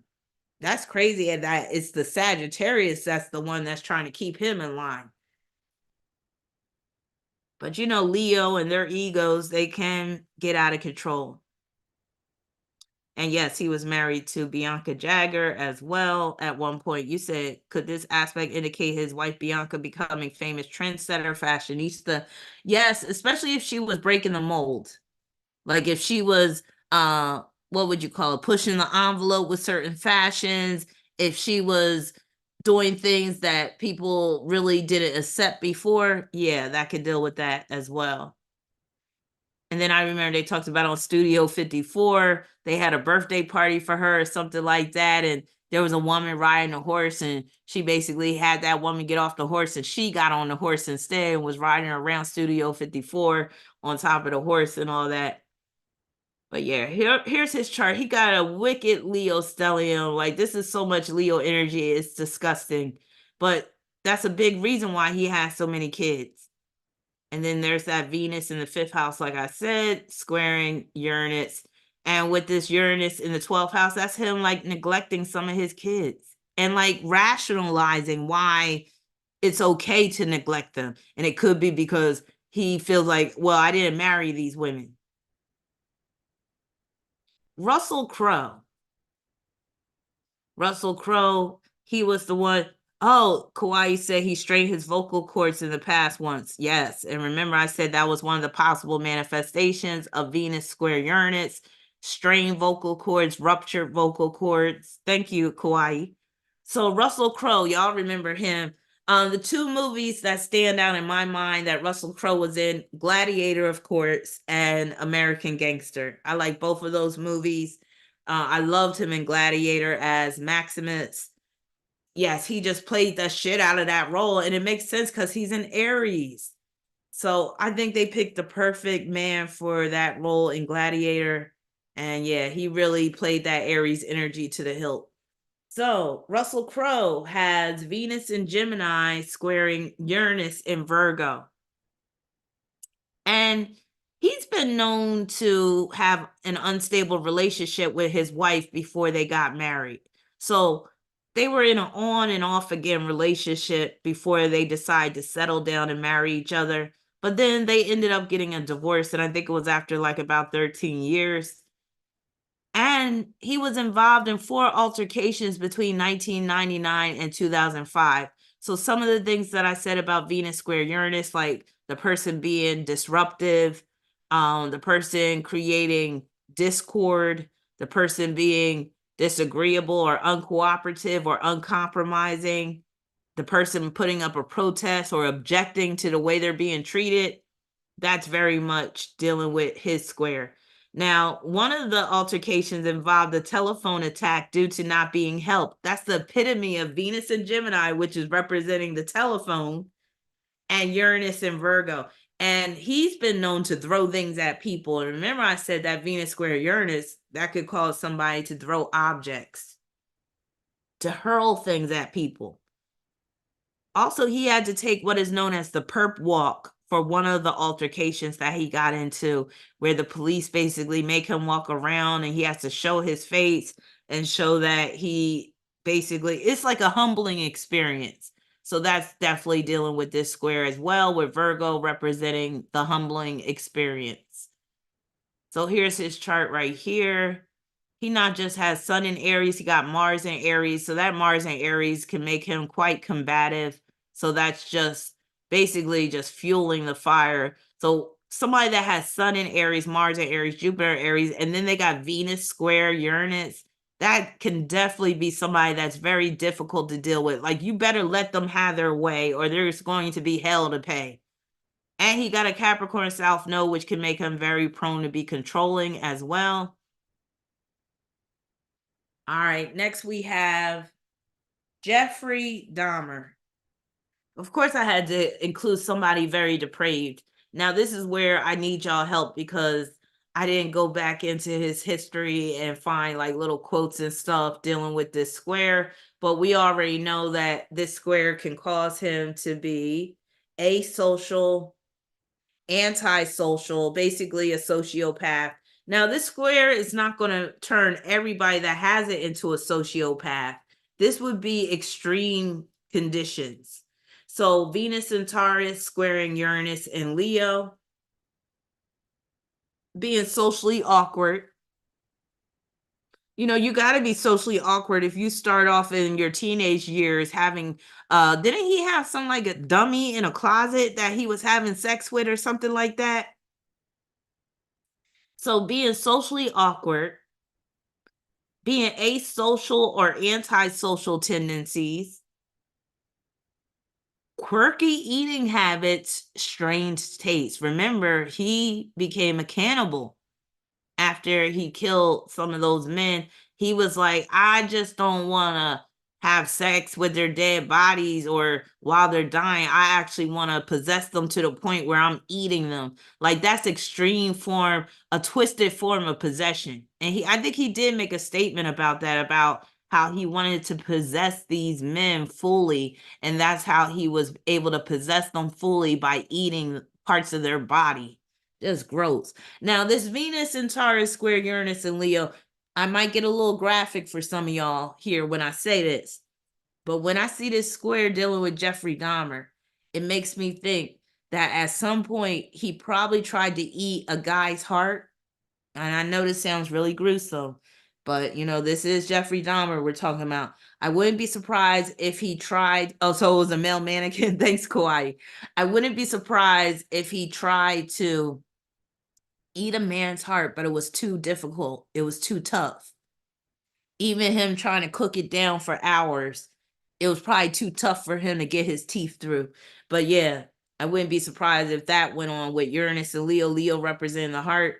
This also deals with the men, his friendships or associations with the men, and how he had these twisted attractions, abnormal attractions dealing with these men. So abnormal attractions, shocking, appalling. And I'm going to include him on the bisexual list. You know why? because even though we know that he was gay, I believe that if he were able to get away with what he was doing, right? I think eventually he would have tried to appear normal and ended up marrying a woman just so he could keep up the facade. Just like, John Wayne Gacy, I think he was married, even though John Wayne Gacy was gay. So some men will be bisexual simply because they want to make it seem like, oh, I'm a normal guy. I have a wife and everything. So I wouldn't be surprised if he didn't get caught. He would have really tried to go undercover as a quote unquote normal guy by marrying a woman. And thank God that didn't happen. So here's his chart right here. His Venus is in the 8th house, which makes a lot of sense with the 8th house representing death, sex, and murder. And then Uranus is in the 10th house. And there's that square right there. He got so many aspects. It's ridiculous. But I don't think I've ever did like a case study on him. I might do it one time when I have some free time. All right, next. I'm not surprised that she has Venus square Uranus either, because I've heard a number of stories about how difficult she can be. And Tyra Banks in particular, she butt heads with Naomi when they were both modeling. Like they were basically bitter rivals. And then Tyra Banks invited Naomi onto her show. And basically, Naomi apologized, and Naomi was like, no, you misunderstood all that, what was going on, and I didn't hate you at the time, and all this type of stuff. So Naomi Campbell has Venus in Gemini, square Uranus and Libra. So she got one of those dissociative squares in her chart. And this is producing unstable relationships. I don't think Naomi has ever been married, but she has been engaged to this billionaire before, but that didn't work out. Her being known as being difficult to work with. Also being a bully. I mean, she got that bully look to her. Look at that. Objectification. Now, being a model is just going to come with the territory that you're going to be objectified. So she's had a lifelong career of being objectified. But again, it goes with the territory when you're a model. Bisexual. Do y'all remember when she was in that sex book by Madonna and her Bandana and Big Daddy Kane, they were in these sexually suggestive poses in that book? You can Google the images if you've never seen them. But yeah, just Google Naomi Campbell, Madonna, and Big Daddy Kane in her sex book, and you'll see all these racy photos. I was going to include some of them because I'm at the point where I don't care what YouTube does, like, to me, because they demonetize me all the time. So I'm like, they either demonetize me or they'll do limited monetization, because a lot of my content can be controversial and can be a bit racy and stuff like that. So I was going to include some of those photos, but I totally forgot, because I was just about to, give YouTube the finger and be like, go ahead and demonetize me. So what? I'm showing some tits and ass. But yeah, so Naomi Campbell, she was topless in those photos, and she was in like these sexy scenes with Big Daddy Kane and Madonna back in the day. Now, she has been involved in a number of altercations as well. September 1998, assaulting her personal assistant. January 2007, assaulting her former housekeeper. She attended her community service wearing designer outfits. That's her way of protesting, including fedoras, furs. Upon completion of her sentence, a silver sequin $300,000 Dolce and Gabbana gown. And also, that's her way, how I said, wearing unconventional style or unconventional style. That's very unconventional when you're doing community service. June 2008, assaulting 2 police officers at London Heathrow Airport. Yep, I remember that, Ellie. And then but I bet you he wanted her to do some crazy things, like with her having Venus square Uranus. That's like her getting with a billionaire that objectifies her. and probably wants to keep her locked in that house like she's a Barbie doll, a black Barbie doll. Speaking of Barbie, I saw some of that Barbie movie while I was on the cruise back in November. That Barbie movie isn't that bad. Some the parts that I saw, so I gotta watch the rest of it. August 2009, assault on paparazzo photographer. Now, there was a situation where she hit somebody with her phone, but I don't have it listed here. But that's that Venus and Gemini again. Remember, Russell Crowe had the same thing? And he basically beat somebody with a phone. So here's Naomi Campbell's chart. She has Venus, 29th degree of Gemini, and it's squaring that Uranus at the 4th degree of Libra, creating that dissociative square. And with that hookup, it's like she can't get with any man that's going to be faithful just about. She always got to expect it to be cheated on. And especially her just being a Gemini, period. It's just going to come with the territory. Then she got Saturn ruling her chart, conjoining Mercury, which can make her quite mean. And then look who we have here, her rival, Tyra Banks. So Tyra, Sagittarius, opposite of Gemini, also has Venus square Uranus. Isn't that interesting? And both of these women, I was about to say both of these bitches, but both of these women have been known to be bullies, have been known to be difficult, have been known to sow seeds of discord, have been known to be disruptive. Look at both of their facial expressions. Look at Naomi's. This says high riding bitch. And this right here says like I'm a man eater, but also I'll thrash a bitch. Like they both got that mean bully type of look. So Tyra has Venus in Capricorn squaring Uranus and Libra, and she is divisive. Like she's done that just on, America's Next Top Model, period. Disruptive, being a bully, and objectification. We know that she's been objectified basically all her life. It just comes with the territory of being a model. Adrian said, sorry, she's looking manly in that pic. She is looking a little buff. And then also bisexual. Now, I don't think Tyra has ever came out and admitted that she's bisexual, but usually if you've been in the modeling industry for as long as her and Naomi have been, usually you've done some bisexual stuff. It just goes with the territory. So I'm including her in the list of bisexual. So here's Tyra Banks' chart. She got that Saturn and Cancer conjoined to that South Node, which is just showing she got challenges dealing with women, especially on a professional level. And then she got that Venus in Capricorn squaring Uranus and Libra. The Venus in Capricorn alone can cause her to be mean-spirited towards people, can cause her to come across as elitist. And she's the type that will cut you off without notice as well. She's the type that will fire you without warning.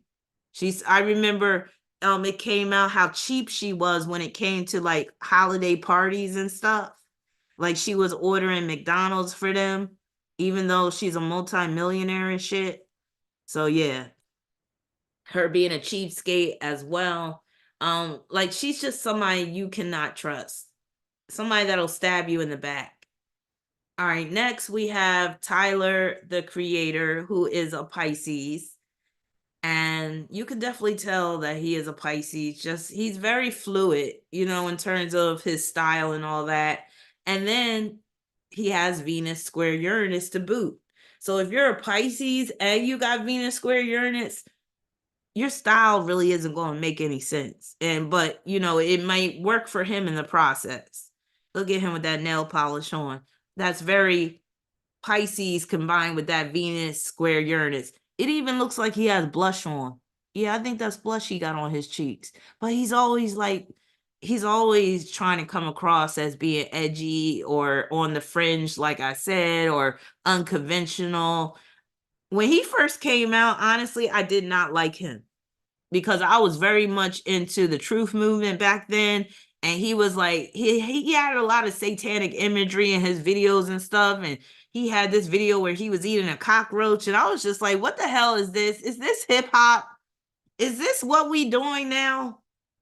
But then he grew on me over the years, mainly because of my two daughters. They put me on to some of his music, and I was like, oh, okay, I can get jiggy with this. And then when I found out that he was largely responsible for the offshoot group, the internet, I was like, oh my God. Okay, Tyler. Now he's not in the internet band, but I think he had something to do with them coming together, if I'm not mistaken. And then I like I like the song Hot Wind Blows. I think that's what it's called that he does. And I like his flow. His flow is pretty good. So yeah, I'm one of those people that can admit when, I prejudge somebody. Now, he still might be, a Satanist and all that stuff, but you also got to chalk that up to these younger generations. These younger generations, they don't look at Satan like we do. They don't look at it the same way. I might do a whole video about the rise in Satanism and what planets are responsible for that later on. I might either do it before this year is out or maybe at the start of the new year, but I got to just keep that in mind because it definitely has become very pervasive over the last 20 years, just people being openly satanic. And again, a lot of these people, they don't view Satan the way people of my generation and older viewed Satan. But anyway, he has Venus and Aries squaring Uranus and Capricorn. This can cause him to come across as offensive and where his style is weird and switching his style up. And he's another one that is bisexual. Now, he might be bisexual just to come across as shocking or outrageous, but didn't he basically say that Jaden Smith was his boyfriend during a concert? Yes, Open 642. Hey, Open 642, how you doing? You know how I always say that sounds like a fine dining restaurant. But yes, the internet is great.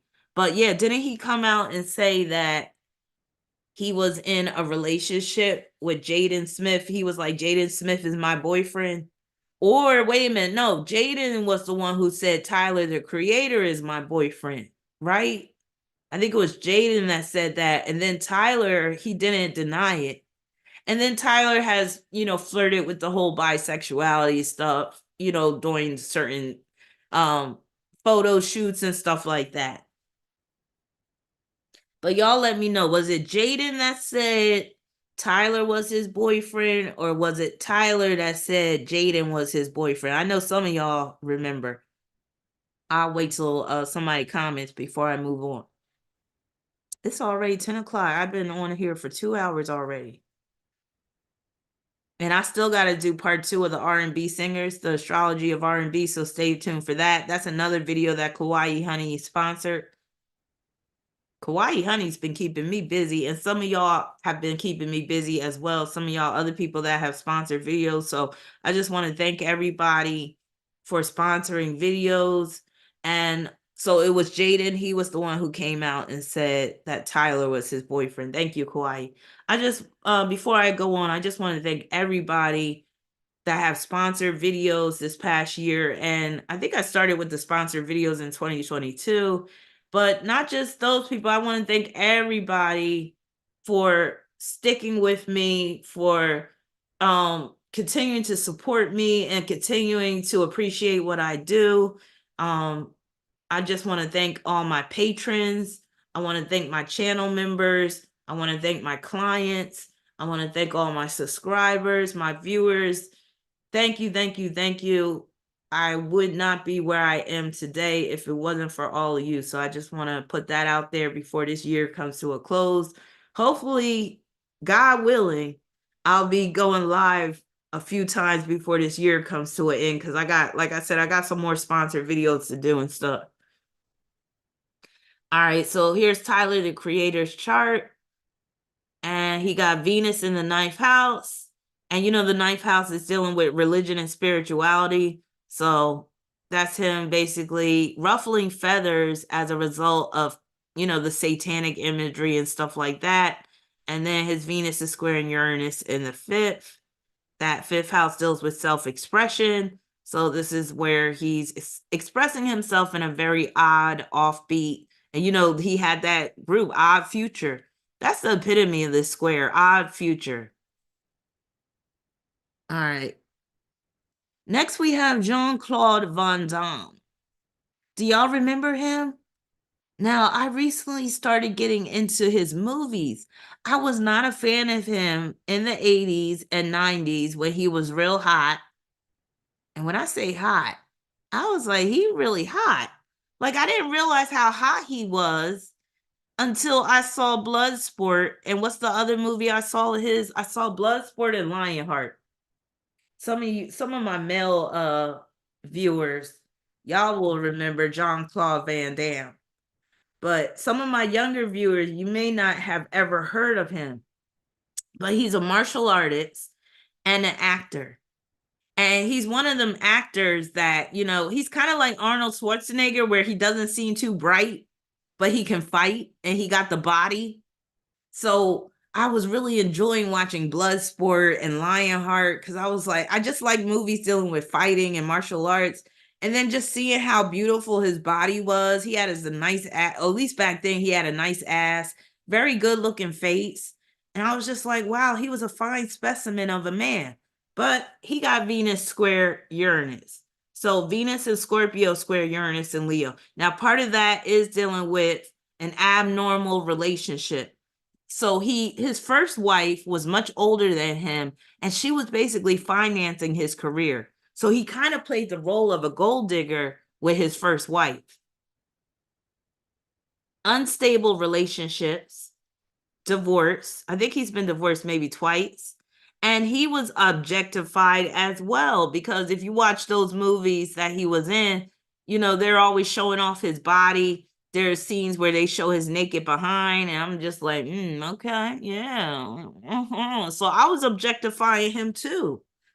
Hell yeah. I mean, he was built to be objectified. Let's be real. But yeah, he had it going on back in the day. And again, he had that macho type of persona, but where he wasn't too bright at the same time, it seemed. And it worked well for him. So yes, objectification. And here's his square right here, Venus in the second house. That's representing that wife that he had that was financing his career, squaring Uranus and Leo. That's like him cheating on her. He cheated on her a number of times. I think he just had issues with infidelity in particular, but he's always been a man of faith. And that can be that Jupiter in Sagittarius. Eva Mendes. Now, unfortunately, I didn't have time to pull her chart. Actually, I had time. I just didn't feel like it. I got tired of preparing for this live stream. Wait, did I pull her chart? I don't think I did. But I was just like, she ain't that important anyway. Let me stop. No, she is important. But the interesting thing, the reason why I included Eva Mendes is the objectification. Because most of the movies she was in, she was objectified. Like, she was showing her tits, showing her ass, like in Training Day and stuff like that. So she basically was the type of actress that would be objectified. I mean, she is very pretty. She had a nice body and all that type of stuff. But another reason why I included her is because she was dealing with interruptions in income. Now, you'll see this phenomenon with Venus square Uranus, the interruptions in income with basically all of these celebrities. Because if you're an artist, if you're a celebrity, a lot of times you are going to be dealing with interruptions in income, because there's going to be times where you're out of work. There's going to be times where you're between films or between projects and stuff like that. But what's interesting about Eva Mendes is she hasn't been in a film since 2014. Now, she is married, so I guess her husband is basically holding it down financially, which is good for her. But I'm wondering if the reason why she hasn't been in a film is because she realized that her looks had an expiration date. You get what I'm saying? She's still beautiful, but you know how Hollywood is. Hollywood is very judgmental. And if you start off being a sex symbol it's hard to break that mold. It's hard to break out of that. She was basically typecast as the hot girl. So once you get over 40, nobody's checking for you in Hollywood, like these Hollywood filmmakers, as being like the hot girl anymore. So she might have bowed out gracefully. That's what I'm thinking. Like, she married a guy that could provide, and then she decided to bow out gracefully and say, you know what? I understand my looks have an expiration date. I'm not getting any younger. I'm getting out while the going is good. And if that's what she did, I respect her for that. I'm like, hell yeah, I could get down with that. I could respect that. Because why struggle as a Hollywood actress if, wait a minute, wait a minute. I thought that was her ex. I thought Ryan Gosling was her ex, self-made. Because the guy that she's married to now, I don't think he's like well known. But yeah, I think Ryan Gosling was her ex, if I'm not mistaken. But yeah, if she bowed out gracefully, like I think she did, I think she made the right decision, because Hollywood can be brutal on women who are older. Oh, she had a prolapse cervix. Interesting. That makes sense. Okay. So yeah, unfortunately, I didn't include her chart. Now, this is where I want y'all input, because nobody should be surprised that T.I. has Venus square Uranus, considering his marriage to Tiny and all the ups and downs that they've been through, the legal issues that they faced, and all that stuff. And then recently, T.I. has gotten into it with his son, King. And guess what? T.I. has Venus in Leo squaring Uranus in Scorpio, which is representing that strained relationship that he has with his son, King. King basically didn't even live with them when they were growing up. This is basically showing where T.I. has the ability to turn his back on at least one of his children. Like, if his children don't do what he wants, or if they shame him in some way, he could probably turn his back on all of them if they didn't do right by him. In this case, it's King. King is the one that's going to get the cold shoulder, or the one that's not going to fare well with his father, simply because King acts like a fool. But it's probably T.I.'s fault. Because I remember when King was acting a fool in the Waffle House, T.I. was defending him. So y'all remind me. Oh, so she's still married to him? Okay, thanks. Y'all remind me. Okay, so thanks for clarifying that. So she is married to Ryan Gosling, and they have 2 kids.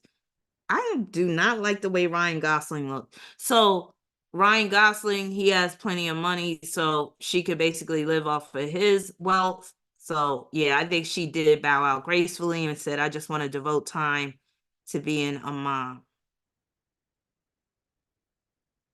So Venus in Leo square Uranus in Scorpio, again, that's dealing with that situation involving King. But how else has this played out? This could deal with the sex parties that him and Tiny have had, that some of them have resulted in bad press for them.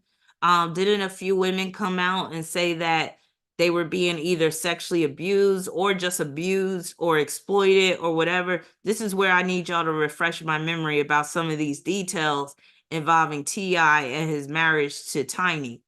But I do remember there was some allegations of them abusing women, even to the point where they were like holding them against their will or something like that. So y'all let me know how this Venus in Leo square Uranus in Scorpio has manifested in T.I.'s life, considering what I told y'all. Opus 642 said King's gonna write the book. So Ellie said a threesome between those two sound like a gross experience.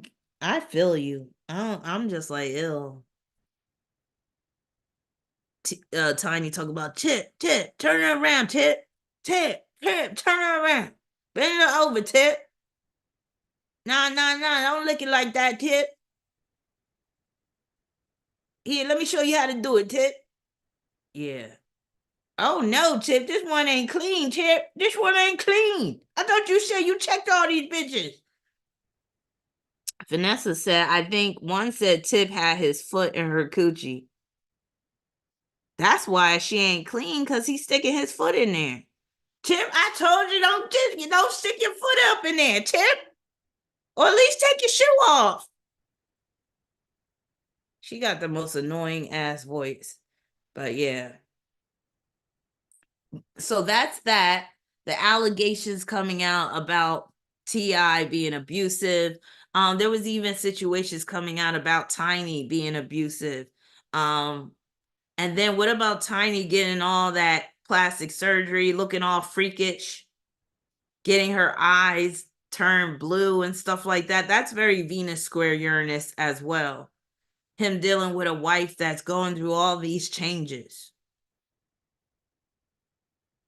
What else has happened with T.I.? Didn't he get caught up on a weapons charge? Yeah, expeditiously. Didn't he get caught up on a weapons charge?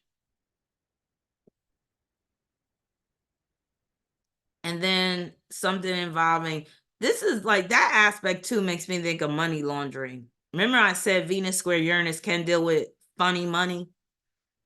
This makes me think that they probably did some money laundering in the past, might even still be doing it.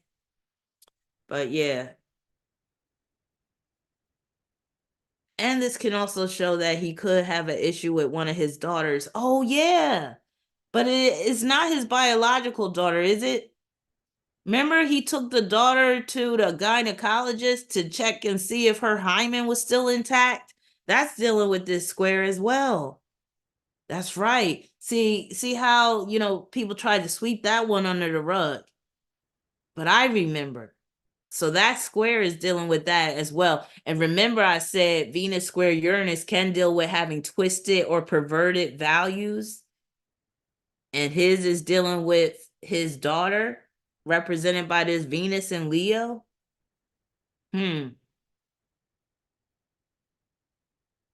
So here's his chart right here. He got that Venus in Leo in the 11th house, conjoined to the North Node, squaring Uranus in Scorpio. And then you could throw that Mars up in there as well. That's some nasty squares right there. Like, ill.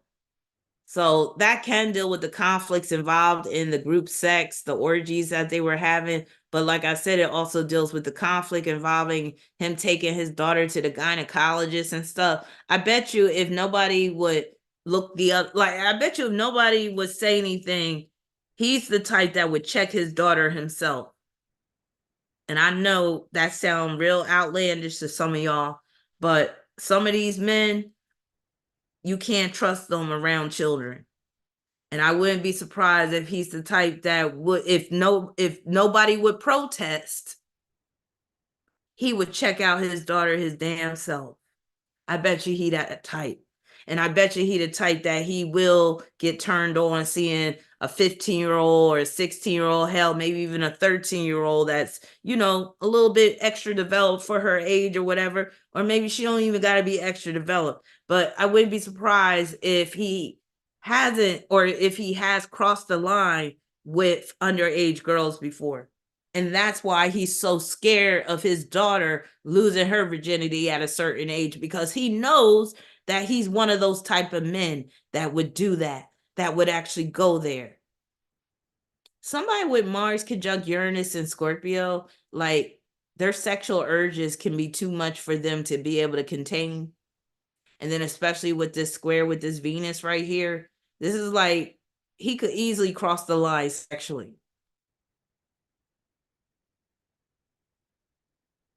Next, we have this crazy chick.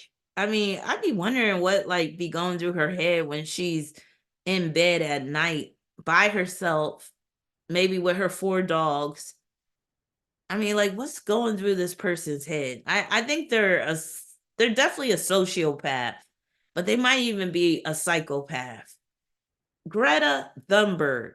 She's a Capricorn. Surprise, surprise. I mean, she seems like she's a barrel laughs at a party.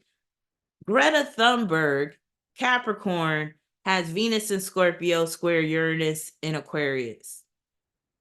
This is somebody that they just don't like people. And remember, Kawaii, you asked about people that have intimacy issues. Like, could this square produce intimacy issues? This is the square where, yes, she can't be intimate even with herself. Like this Venus in Scorpio square and Uranus in Aquarius, that's the epitome of having issues with intimacy. Where she can't bond with people. She can't connect with people. She don't even want to be a people person. Like she just thinks she's above it all. Thank you, Ellie. So antisocial, that's one of the traits that this square produces that she's definitely exhibiting. Sociopath, being anti-power with the Venus and Scorpio representing power. And you could say power in terms of empowerment of others. You know, she basically doesn't want anybody to use any type of natural resources on this earth because she believes that we're just killing the earth and that we're all going to be extinct in 10 years or whatever like that. And, you know, we shouldn't be using fossil fuels and we shouldn't be using oil and all that type of stuff. And she's just very anti-empowerment, you could say. And a bully. She got that look of a bully. Being disruptive. And, you know, like I said, with this Venus square Uranus, it can also mean that you could take your activism too far. Like to the point where people don't matter anymore. It's all about the cause. And you'll see a good example of this later on in the next I forget how many slides down I have this example, but it's a perfect example of what I mean about how the cause outweighs people. Also, I'm putting her on the bisexual list. I mean, she's probably asexual, especially like I was saying, this produces like a lack of intimacy. But I'm also putting bisexual just in case she does have some feelings for someone. I could definitely see her being a closeted lesbian, but then end up getting married to some man who's also an activist as well, just so she can come across as being quote unquote normal or whatever. But there's nothing normal about this chick. She is just off the hinge. Like she is just unhinged type of person. So here's her chart right here. Unfortunately, I don't have her time of birth, but she got a stellium in Capricorn. And this is somebody that takes themselves way too seriously. And this is somebody that they can't have fun to save their lives. And then she got Venus conjunct Mars in Scorpio. This is somebody that can be very ruthless when it comes to something that they want or something that they're striving for. And somebody that's just bent upon creating trouble for other people. And then these are both squaring Uranus. With these squares, both Venus and Mars squaring Uranus and Aquarius like that, I would probably say she probably is asexual. She probably doesn't want to have sex with anybody. She's probably just very robotic, even. She probably thinks sex is disgusting. Like the type of person that acts like sex is disgusting, but could be the biggest freak out there. Like she's somebody that you really don't know who you're dealing with. Like on one hand, you might think she's asexual, but on the other hand, she could be like a big time freak pervert type of chick. Very strange character. Oh God. Oh my God. He started off so cute and then just destroy his face. Now, part of the reason why his face is destroyed is because he got crazy plastic surgery procedures. But then another reason why his face is destroyed like that is because he was a boxer for a number of years. Oh, Mickey.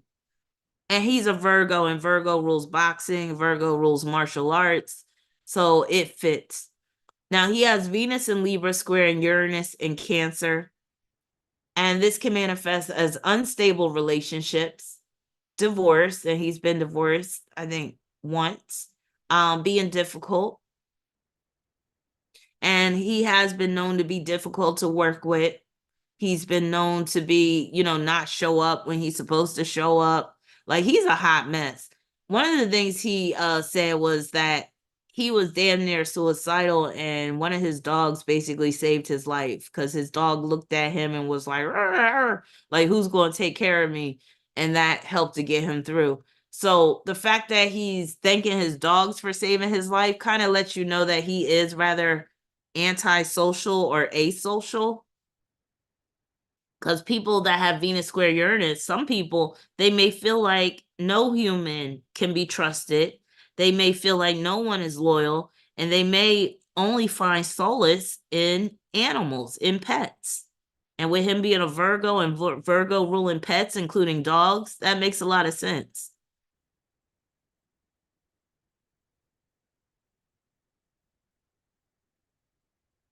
Dorothy Dandridge. Now, I feel like Janet Jackson looks like her here a little bit. Now, I know Halle Berry played Dorothy Dandridge in a movie, but I feel like Janet could have played her too, especially when Janet was younger. I feel like Janet favors Dorothy Dandridge, Janet Jackson, that is, more than Halle Berry did. Even though Halle Berry, she did a good job as well, because Halle Berry kind of looks like her too. It's interesting. But I'm seeing Janet in this picture. Dorothy Dandridge, Scorpio,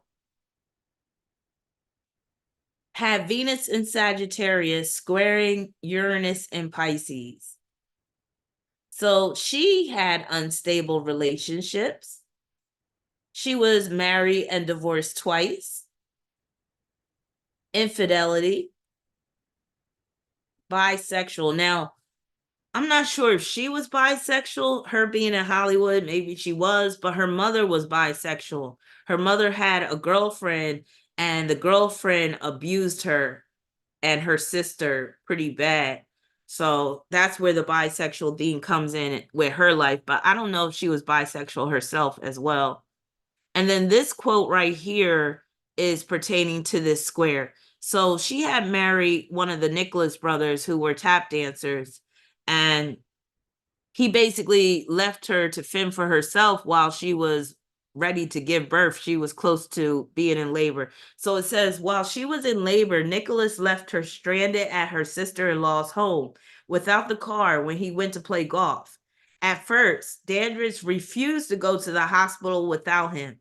And remember, I said people with Venus square Uranus, they'll protest, they'll, put up a fight about things. They could be difficult. So she refused to go to the hospital without him. Harolyn, which is her daughter's, delayed birth required the use of forceps. This may have resulted in the brain damage that left her requiring lifelong constant care. So her daughter ended up with brain damage, and she kind of blamed herself for delaying the trip to the hospital. And her Venus is in the 5th house, I believe. Let me see. Yep, that Venus in the 5th house representing the child. And then squaring Uranus in Pisces. Yep. And this makes me think that she was objectified by Hollywood execs, or just by being a Hollywood actress as well, with that Uranus being in Pisces. Little Romeo. So Little Romeo, he was in the news this year because he got on social media talking trash about his father, Percy Miller, is that Master P's name? He was talking about his father, Master P, and basically talking about how his father wasn't really there for him and stuff like that. And Master P clapped back and was talking about, yeah, Little Romeo, you spoiled, and all this type of stuff. So Little Romeo is a Leo, and he has Venus in Libra squaring Uranus in Capricorn, which is so telling because that Uranus in Capricorn is representing his father, and this square is representing him having a strained relationship with his father over money. So this is very clear to see. Also, it shows that he could be a difficult person to work with. He's the type of person that'll walk off the set if things aren't going well, but I don't think he has a set to walk off on. When's the last time he worked? So he's dealing with the whole financial instability and interruptions in income with this square. And he's definitely somebody that can't really make it on his own. And it's like he should have never turned his father against him, because it's like you need your father because you really ain't nothing on your own. Like, what have you really done of your own merit? So him being out of work, I'm trying not to laugh. I'm trying to be nice tonight. Let me get it together. See, and why did I just read what Awkward Letter just said? You said Romeo looks like a stud. Oh my God. He doesn't have that. What's the word? He doesn't have that like boss like BDE. He don't have that type of energy. He has very like he's been what do you call that? Emasculated type of energy. Wait, somebody talking about rap snacks. Oh, wait a minute, rap snacks. So he had his own. Oh, so he had rap snacks through his father, right? His father created that deal, and wasn't his father saying, "Yeah, you got the money through rap snacks," and I think little Romeo was supposed to use that money and invest it and stuff like that, but little Romeo wasn't doing, right with his money. And him being a Leo, a lot of Leos are terrible with money. So it kind of makes sense that he's dealing with these issues. Even with that Venus and Libra, Libra can be pretty bad with money too. Disrespect. So he might, and he got that look on his face, like he always feels like somebody's disrespecting him. Don't he look like he would be a problem at the customer service desk? He seems like a male Karen. Don't he seem like he would be a problem? Like he checks into a hotel, and as soon as he gets inside, he's already calling down to the front desk, making a list of complaints. He is a problem. You can tell. Like, I'm so glad I don't work in retail. I'm glad I don't work in customer service, so I don't have to run the risk of coming across him. Because God forbid, like he seems like he's the type that will really talk shit just because he was somebody at some point and you're just a customer service rep. You know what I mean? Especially with him being a Leo too. You salty as shit because you didn't attain the degree of fame that your father did. You're salty as shit because you're still dependent upon him and you have to basically kowtow to him. And you're salty as shit because your dick is small. I'm sorry. Life dealt you a bad hand, but you had a head start. You had it better than a lot of people. So you need to really get over yourself, bruh. That's all I'm going to say. Also, I wouldn't be surprised if he's anti-marriage with this aspect because Venus is in Libra, squaring Uranus in Capricorn. So he's really giving off anti-marriage, MGTOW, red pill energy. Come on, ladies. If y'all know what I'm talking about, y'all know. He giving off that type of vibe where he really don't like women and he really don't have respect for women. Like he got that vibe like he's like, women can't be trusted and women just come, they just after your money. And it's all these gold digging bitches out here and I'm just trying to run through these hoes and stuff like that. Bros before hoes type of thing. I bet you he got that type of mentality. Look at his face. He don't like women, but he also don't like himself either, which is so sad when you're a Leo. When you're a Leo and you're dealing with this self-hate, that's pretty sad. I don't know, Ellie, but that's my I believe that's what's part of what's going on. So he's engaged. Okay, let's see how long that lasts. That marriage ain't going to work. I could already tell you with this Venus and Libra square Uranus and Capricorn. And I guarantee you, the woman that he's engaged to, she's running things. She wears the pants.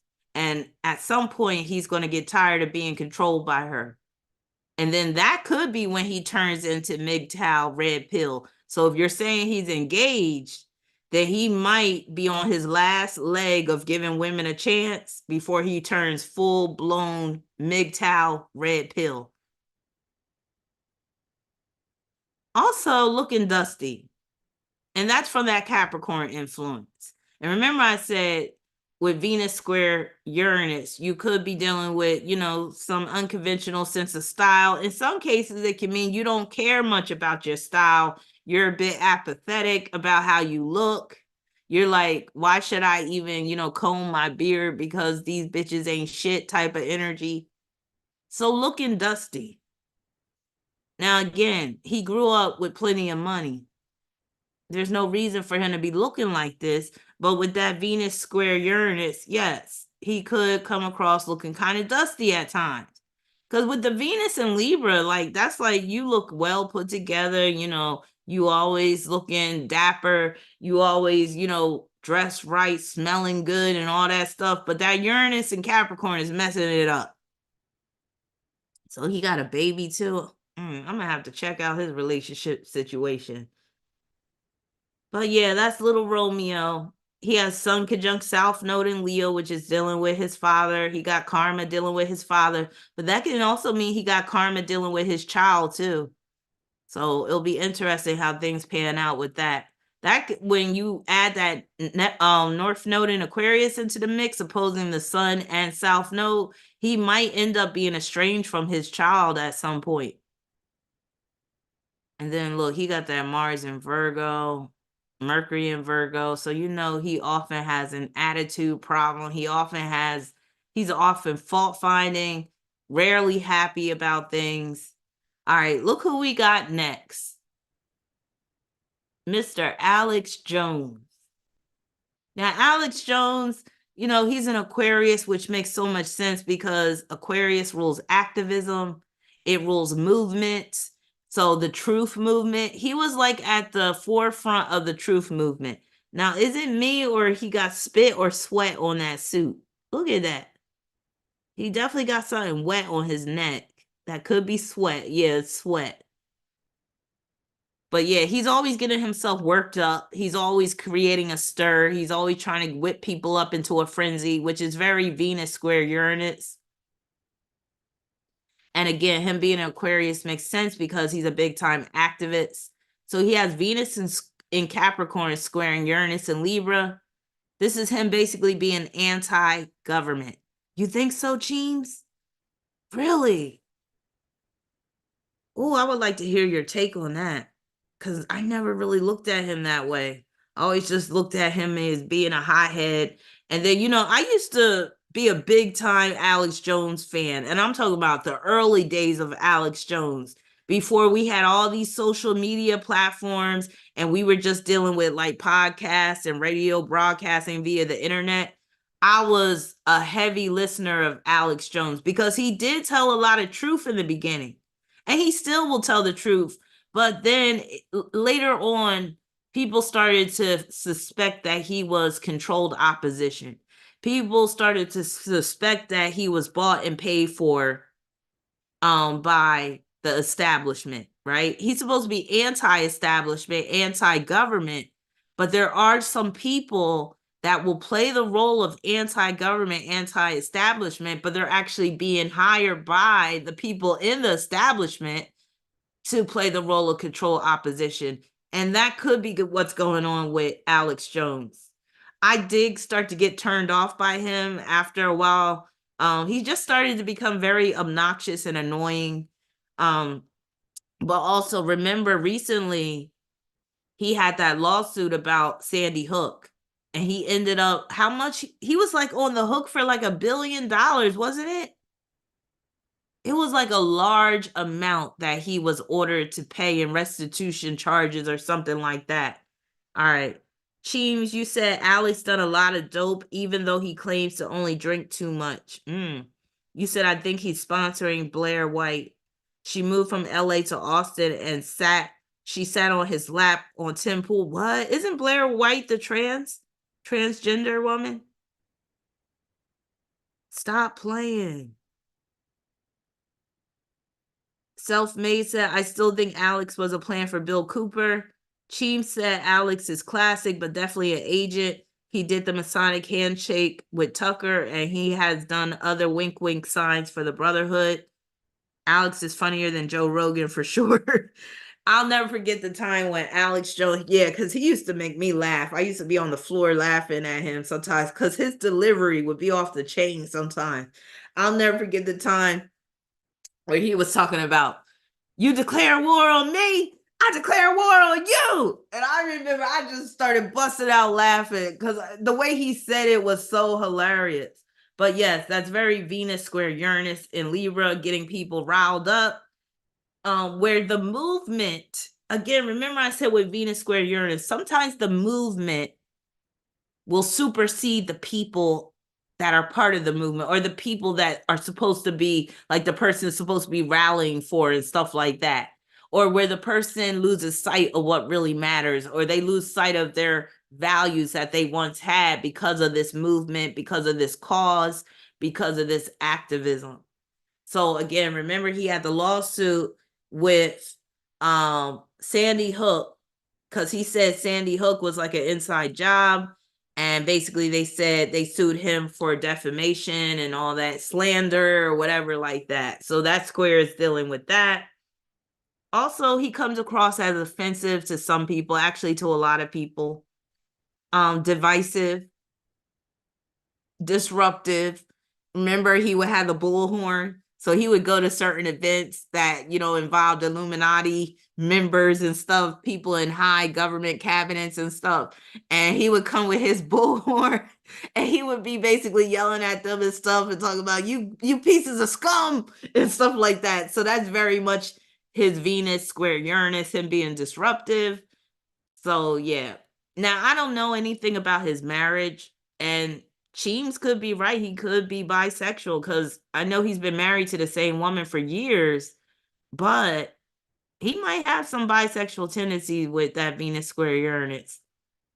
I wouldn't put it past anybody that has that square. So here's his Venus right here in Capricorn, and it's forming a rather tight square with Uranus, about 2-degree orb. And this is what causes him to be such a rebel rouser and disruptive and divisive and creating discord and stuff like that. Speaking of Discord, I think it's interesting that platform is called Discord. On one hand, Discord can mean like discussion. On the other hand, discord can mean like separation, division, disagreements. So I think that's interesting that platform was given that name. But moving on, we only have a few more to go. Ayn Rand. Some people may not know who this woman is. Other people might be familiar with her, especially if you've gone beyond the high school level of education. At some point, you could have come across this woman's name. So she was responsible for a few books.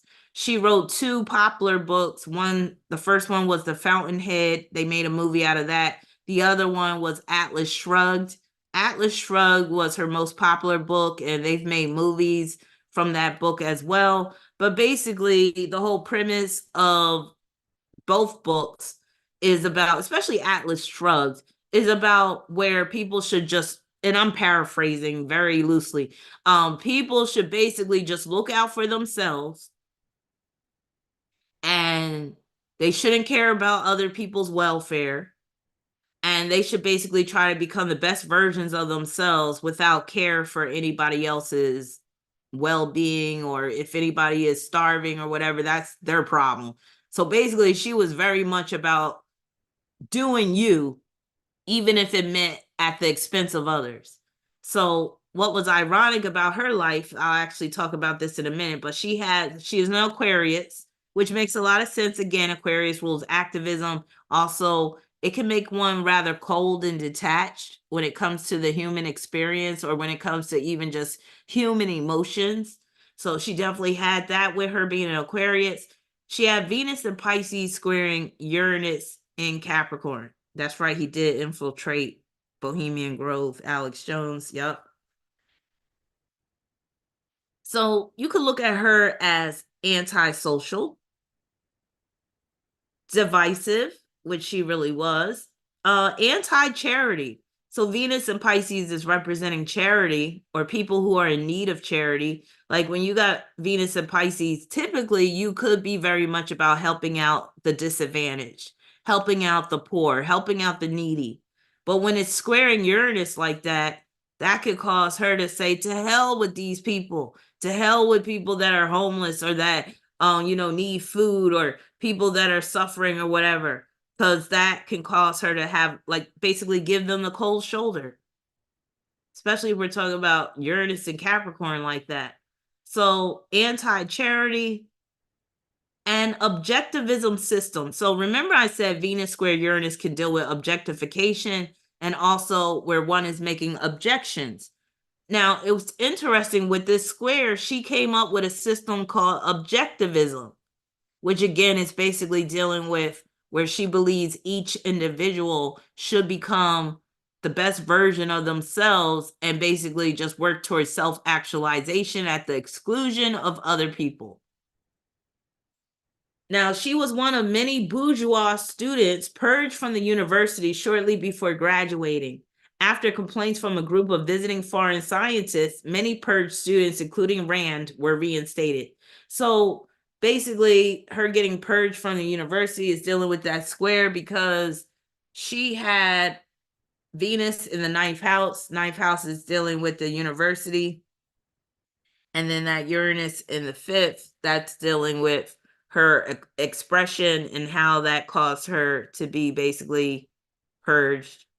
Then in 1964, Nathaniel Brandon began an affair with the young actress Patricia Scott. Now, Brandon was the guy that she was involved with. So it's showing that she was even subject to unstable relationships, infidelity, all that. So she was in a relationship with a guy who ended up being with another woman, this young actress, Patricia Scott, whom he later married. Nathaniel and Barbara Brandon kept their affair hidden from Rand. When she learned of it in 1968 though her romantic involvement with Brandon was already over, Rand ended her relationship with both Brandons, and the NBI was closed. She published an article in the Objectivist repudiating Nathaniel Brandon for dishonesty and irrational behavior in his private life. She's basically describing that square in her chart between Venus and Uranus. In subsequent years, Rand and several more of her closest associates parted company. So her not being able to maintain friendships or associations, that's very much that square as well. Also, this right here is showing the irony of her life. So remember, with her Venus square Uranus, she's very much about people need to fend for themselves. I don't believe in charity. I don't believe in these social programs. So this quote right here speaks of the irony of her life. Rand had surgery for lung cancer in 1974 after decades of heavy smoking. In 1976, she retired from her newsletter, and after her initial objections, remember I said Venus square Uranus, these people will object to a lot. After her initial objections, allowed a social worker employed by her attorney to enroll her in Social Security and Medicare. Tell me that isn't ironic and hypocritical. So this woman that was against people receiving charity and handouts from the government actually received handouts from the government through Social Security and Medicare once she was diagnosed with lung cancer. Look at that. And this is just a perfect lesson to show you that no man is an island, and we all need help and support from time to time. I don't care how much money you have. I don't care how smart you are. Everybody is going to need help at some point, and you should never say never. I bet you at some point in her life, she said, oh, I'll never need the government's help. I'm going to make sure I don't need the government's help. Well, look at you on Medicare. She was probably getting food stamps too. I wouldn't be surprised. So here's her chart right here. Here's that Venus and Pisces in the ninth house, squaring Uranus and Capricorn. That's a dissociative square. Yeah. And again, that Uranus and Capricorn is also representing the government entitlements that she first was trying to object to. But eventually she had to basically admit that, oh, yeah, I do need help. And that's that's the hard lesson of that North Node in Virgo, admitting that she needed help. She was living in a fantasy world. All right, another person that has Venus square Uranus, Allen Iverson. I remember doing a live stream during Gemini season with Indigo, and I did talk about Allen Iverson quite a bit. So just as a refresher, he has Venus in Leo square Uranus in Libra. So that's another dissociative square. So this can make him difficult. And he was one of the more difficult players when it came to like his coach, and he was not the type that would conform. So him being a nonconformist was very much his Venus and Leo squaring Uranus and Libra. So he was always objecting, like objecting to what the officials wanted or objecting to this policy. He would protest about things as well. Like one of the main issues was he didn't like how they forced the players to wear suits when they were on the bench, like when they weren't playing that particular night. And he was like, why do we have to wear suits? Why can't I wear a tracksuit if I want? Also, he had an issue with showing up to practice. So when he got dinged for it, he came out in a press conference and he kept saying, we talk about practice. So yeah, being difficult, objecting, protesting. He had some marital woes that came out in the news. I remember back in like the late 90s, or maybe it was the early 2000s. Him and his wife got into it and the cops were called and stuff. Repeated infidelity. Now, being from Philly, I remember hearing from, certain people that knew him or knew of him, or like they would see him in a bar. Like, and I remember one chick was telling me that he went after ugly women for some reason. And I was like, well, he is a Gemini. Sometimes Gemini men, they can be a little, strange with their attractions. So remember, abnormal attractions is one of the manifestations of this square. So yeah, I'll never forget some chick told me like, yeah, he cheat on his wife with ugly women. I was like, wow. But some men do that because that gives them license to mistreat these women. If they're not attracted to them in the physical sense, then he can, maybe violate her in certain ways that he wouldn't do with a woman he found attractive. And I'm wondering if he ever had a child out of wedlock. Like if he ever had a child with someone else while he was married. I wouldn't be surprised with this square. So here's his chart right here. He got that Venus in Leo. I don't have his time of birth, so I can't talk about the house placements, but that Uranus in Libra. Reason why I say he could have had a child out of wedlock is because this Venus in Leo can represent a woman that has his child, where that Uranus in Libra can represent his wife or the marriage period that he has violated. Now, this is the saddest one of all. When I was reading about her story, I was just shaking my head because I don't know how anybody could look at this woman's story, this young woman, especially in terms of the nature of her death, and believe that it was really accidental, especially considering the fact that she died 3 years after her mother passed. And you know who her mother was, Whitney Houston. I believe Whitney's death and Bobby Christina's death was both foul play. And I might do a case study on this where I'm talking about Whitney and Bobby Christina and, the possible culprits when it comes to their deaths. But her story is so sad. Now, Bobby Christina, Pisces, has Venus in Aries squaring Uranus in Capricorn. Now, remember, I don't know if y'all remember, but remember after Whitney died and they were going to do a biopic on Whitney Houston, and Angela Bassett was the one producing it. And Bobby Christina wanted to play her mother, Whitney. And Angela Bassett was like, no. And Bobby Christina called her a bitch on Twitter. I don't know if y'all remember that. But that's very much dealing with that Venus in Aries square Uranus in Capricorn. But This is also dealing with her shocking her family with her engagement to Nick Gordon. And this was after her mother had died. So after Whitney died, Bobby Christina got engaged to a family friend. And they took this boy in when he was like 12 years old. They adopted him. So then, shortly after Whitney's death, Bobby Christina pops up saying, "Oh, I'm engaged to Nick," who was the family friend. And some of the people in her family wasn't having it. They was mad. But I could kind of understand why she did. Like, some people speculate that it was Nick Gordon that was responsible for her death. I don't see it like that. I don't think he had anything to do with her death. And mind you, he died shortly after she died. So we got 3 people who have died mysteriously that are connected. Whitney died first, then Bobby Christina, and then her fiance, Nick Gordon, died.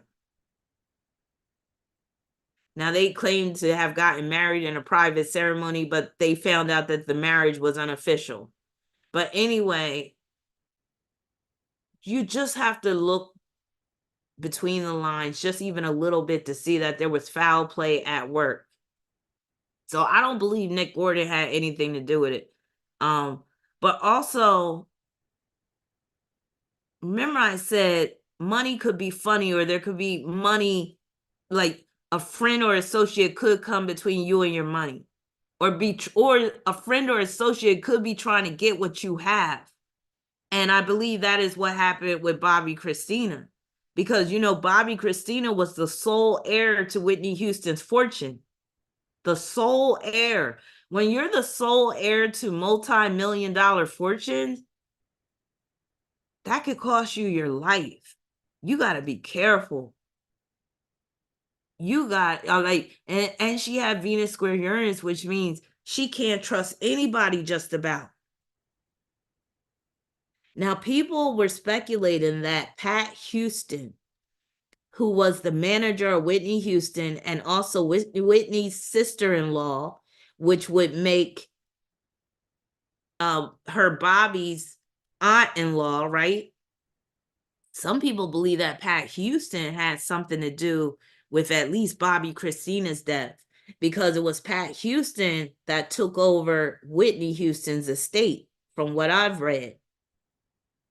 And she's been managing Whitney's estate ever since Bobby Christina has passed. So I'm thinking about doing some more research into this Pat Houston. Again, this is just speculation. Nobody's saying that this is actually what happened. But the whole story is very fishy. And when you got Venus square Uranus, you do got to be about, what about your friends? What about your associates? Like, the people around you may not be able to be trusted. So Bobby Christina had Venus in the 11th house, reinforcing the associates and friendship theme. And then she had Uranus in the 8th house. And that 8th house is pertaining to wills, is pertaining to trust funds, is pertaining to the money from Whitney's estate, basically. So you got to ask yourself, okay, who could benefit from Bobby's death? Who could benefit from Whitney's death? Who could benefit from the fiance's death? It's just a really crazy, tragic story. But I might do a reading about it at some point. Next we have Rick James. Now, like they called him Slick Rick. But, he wasn't so slick all the time, because he got caught up with the law a few times. Now, we should not be surprised that Rick James had Venus square Uranus, considering the life he's led, the relationships he's had.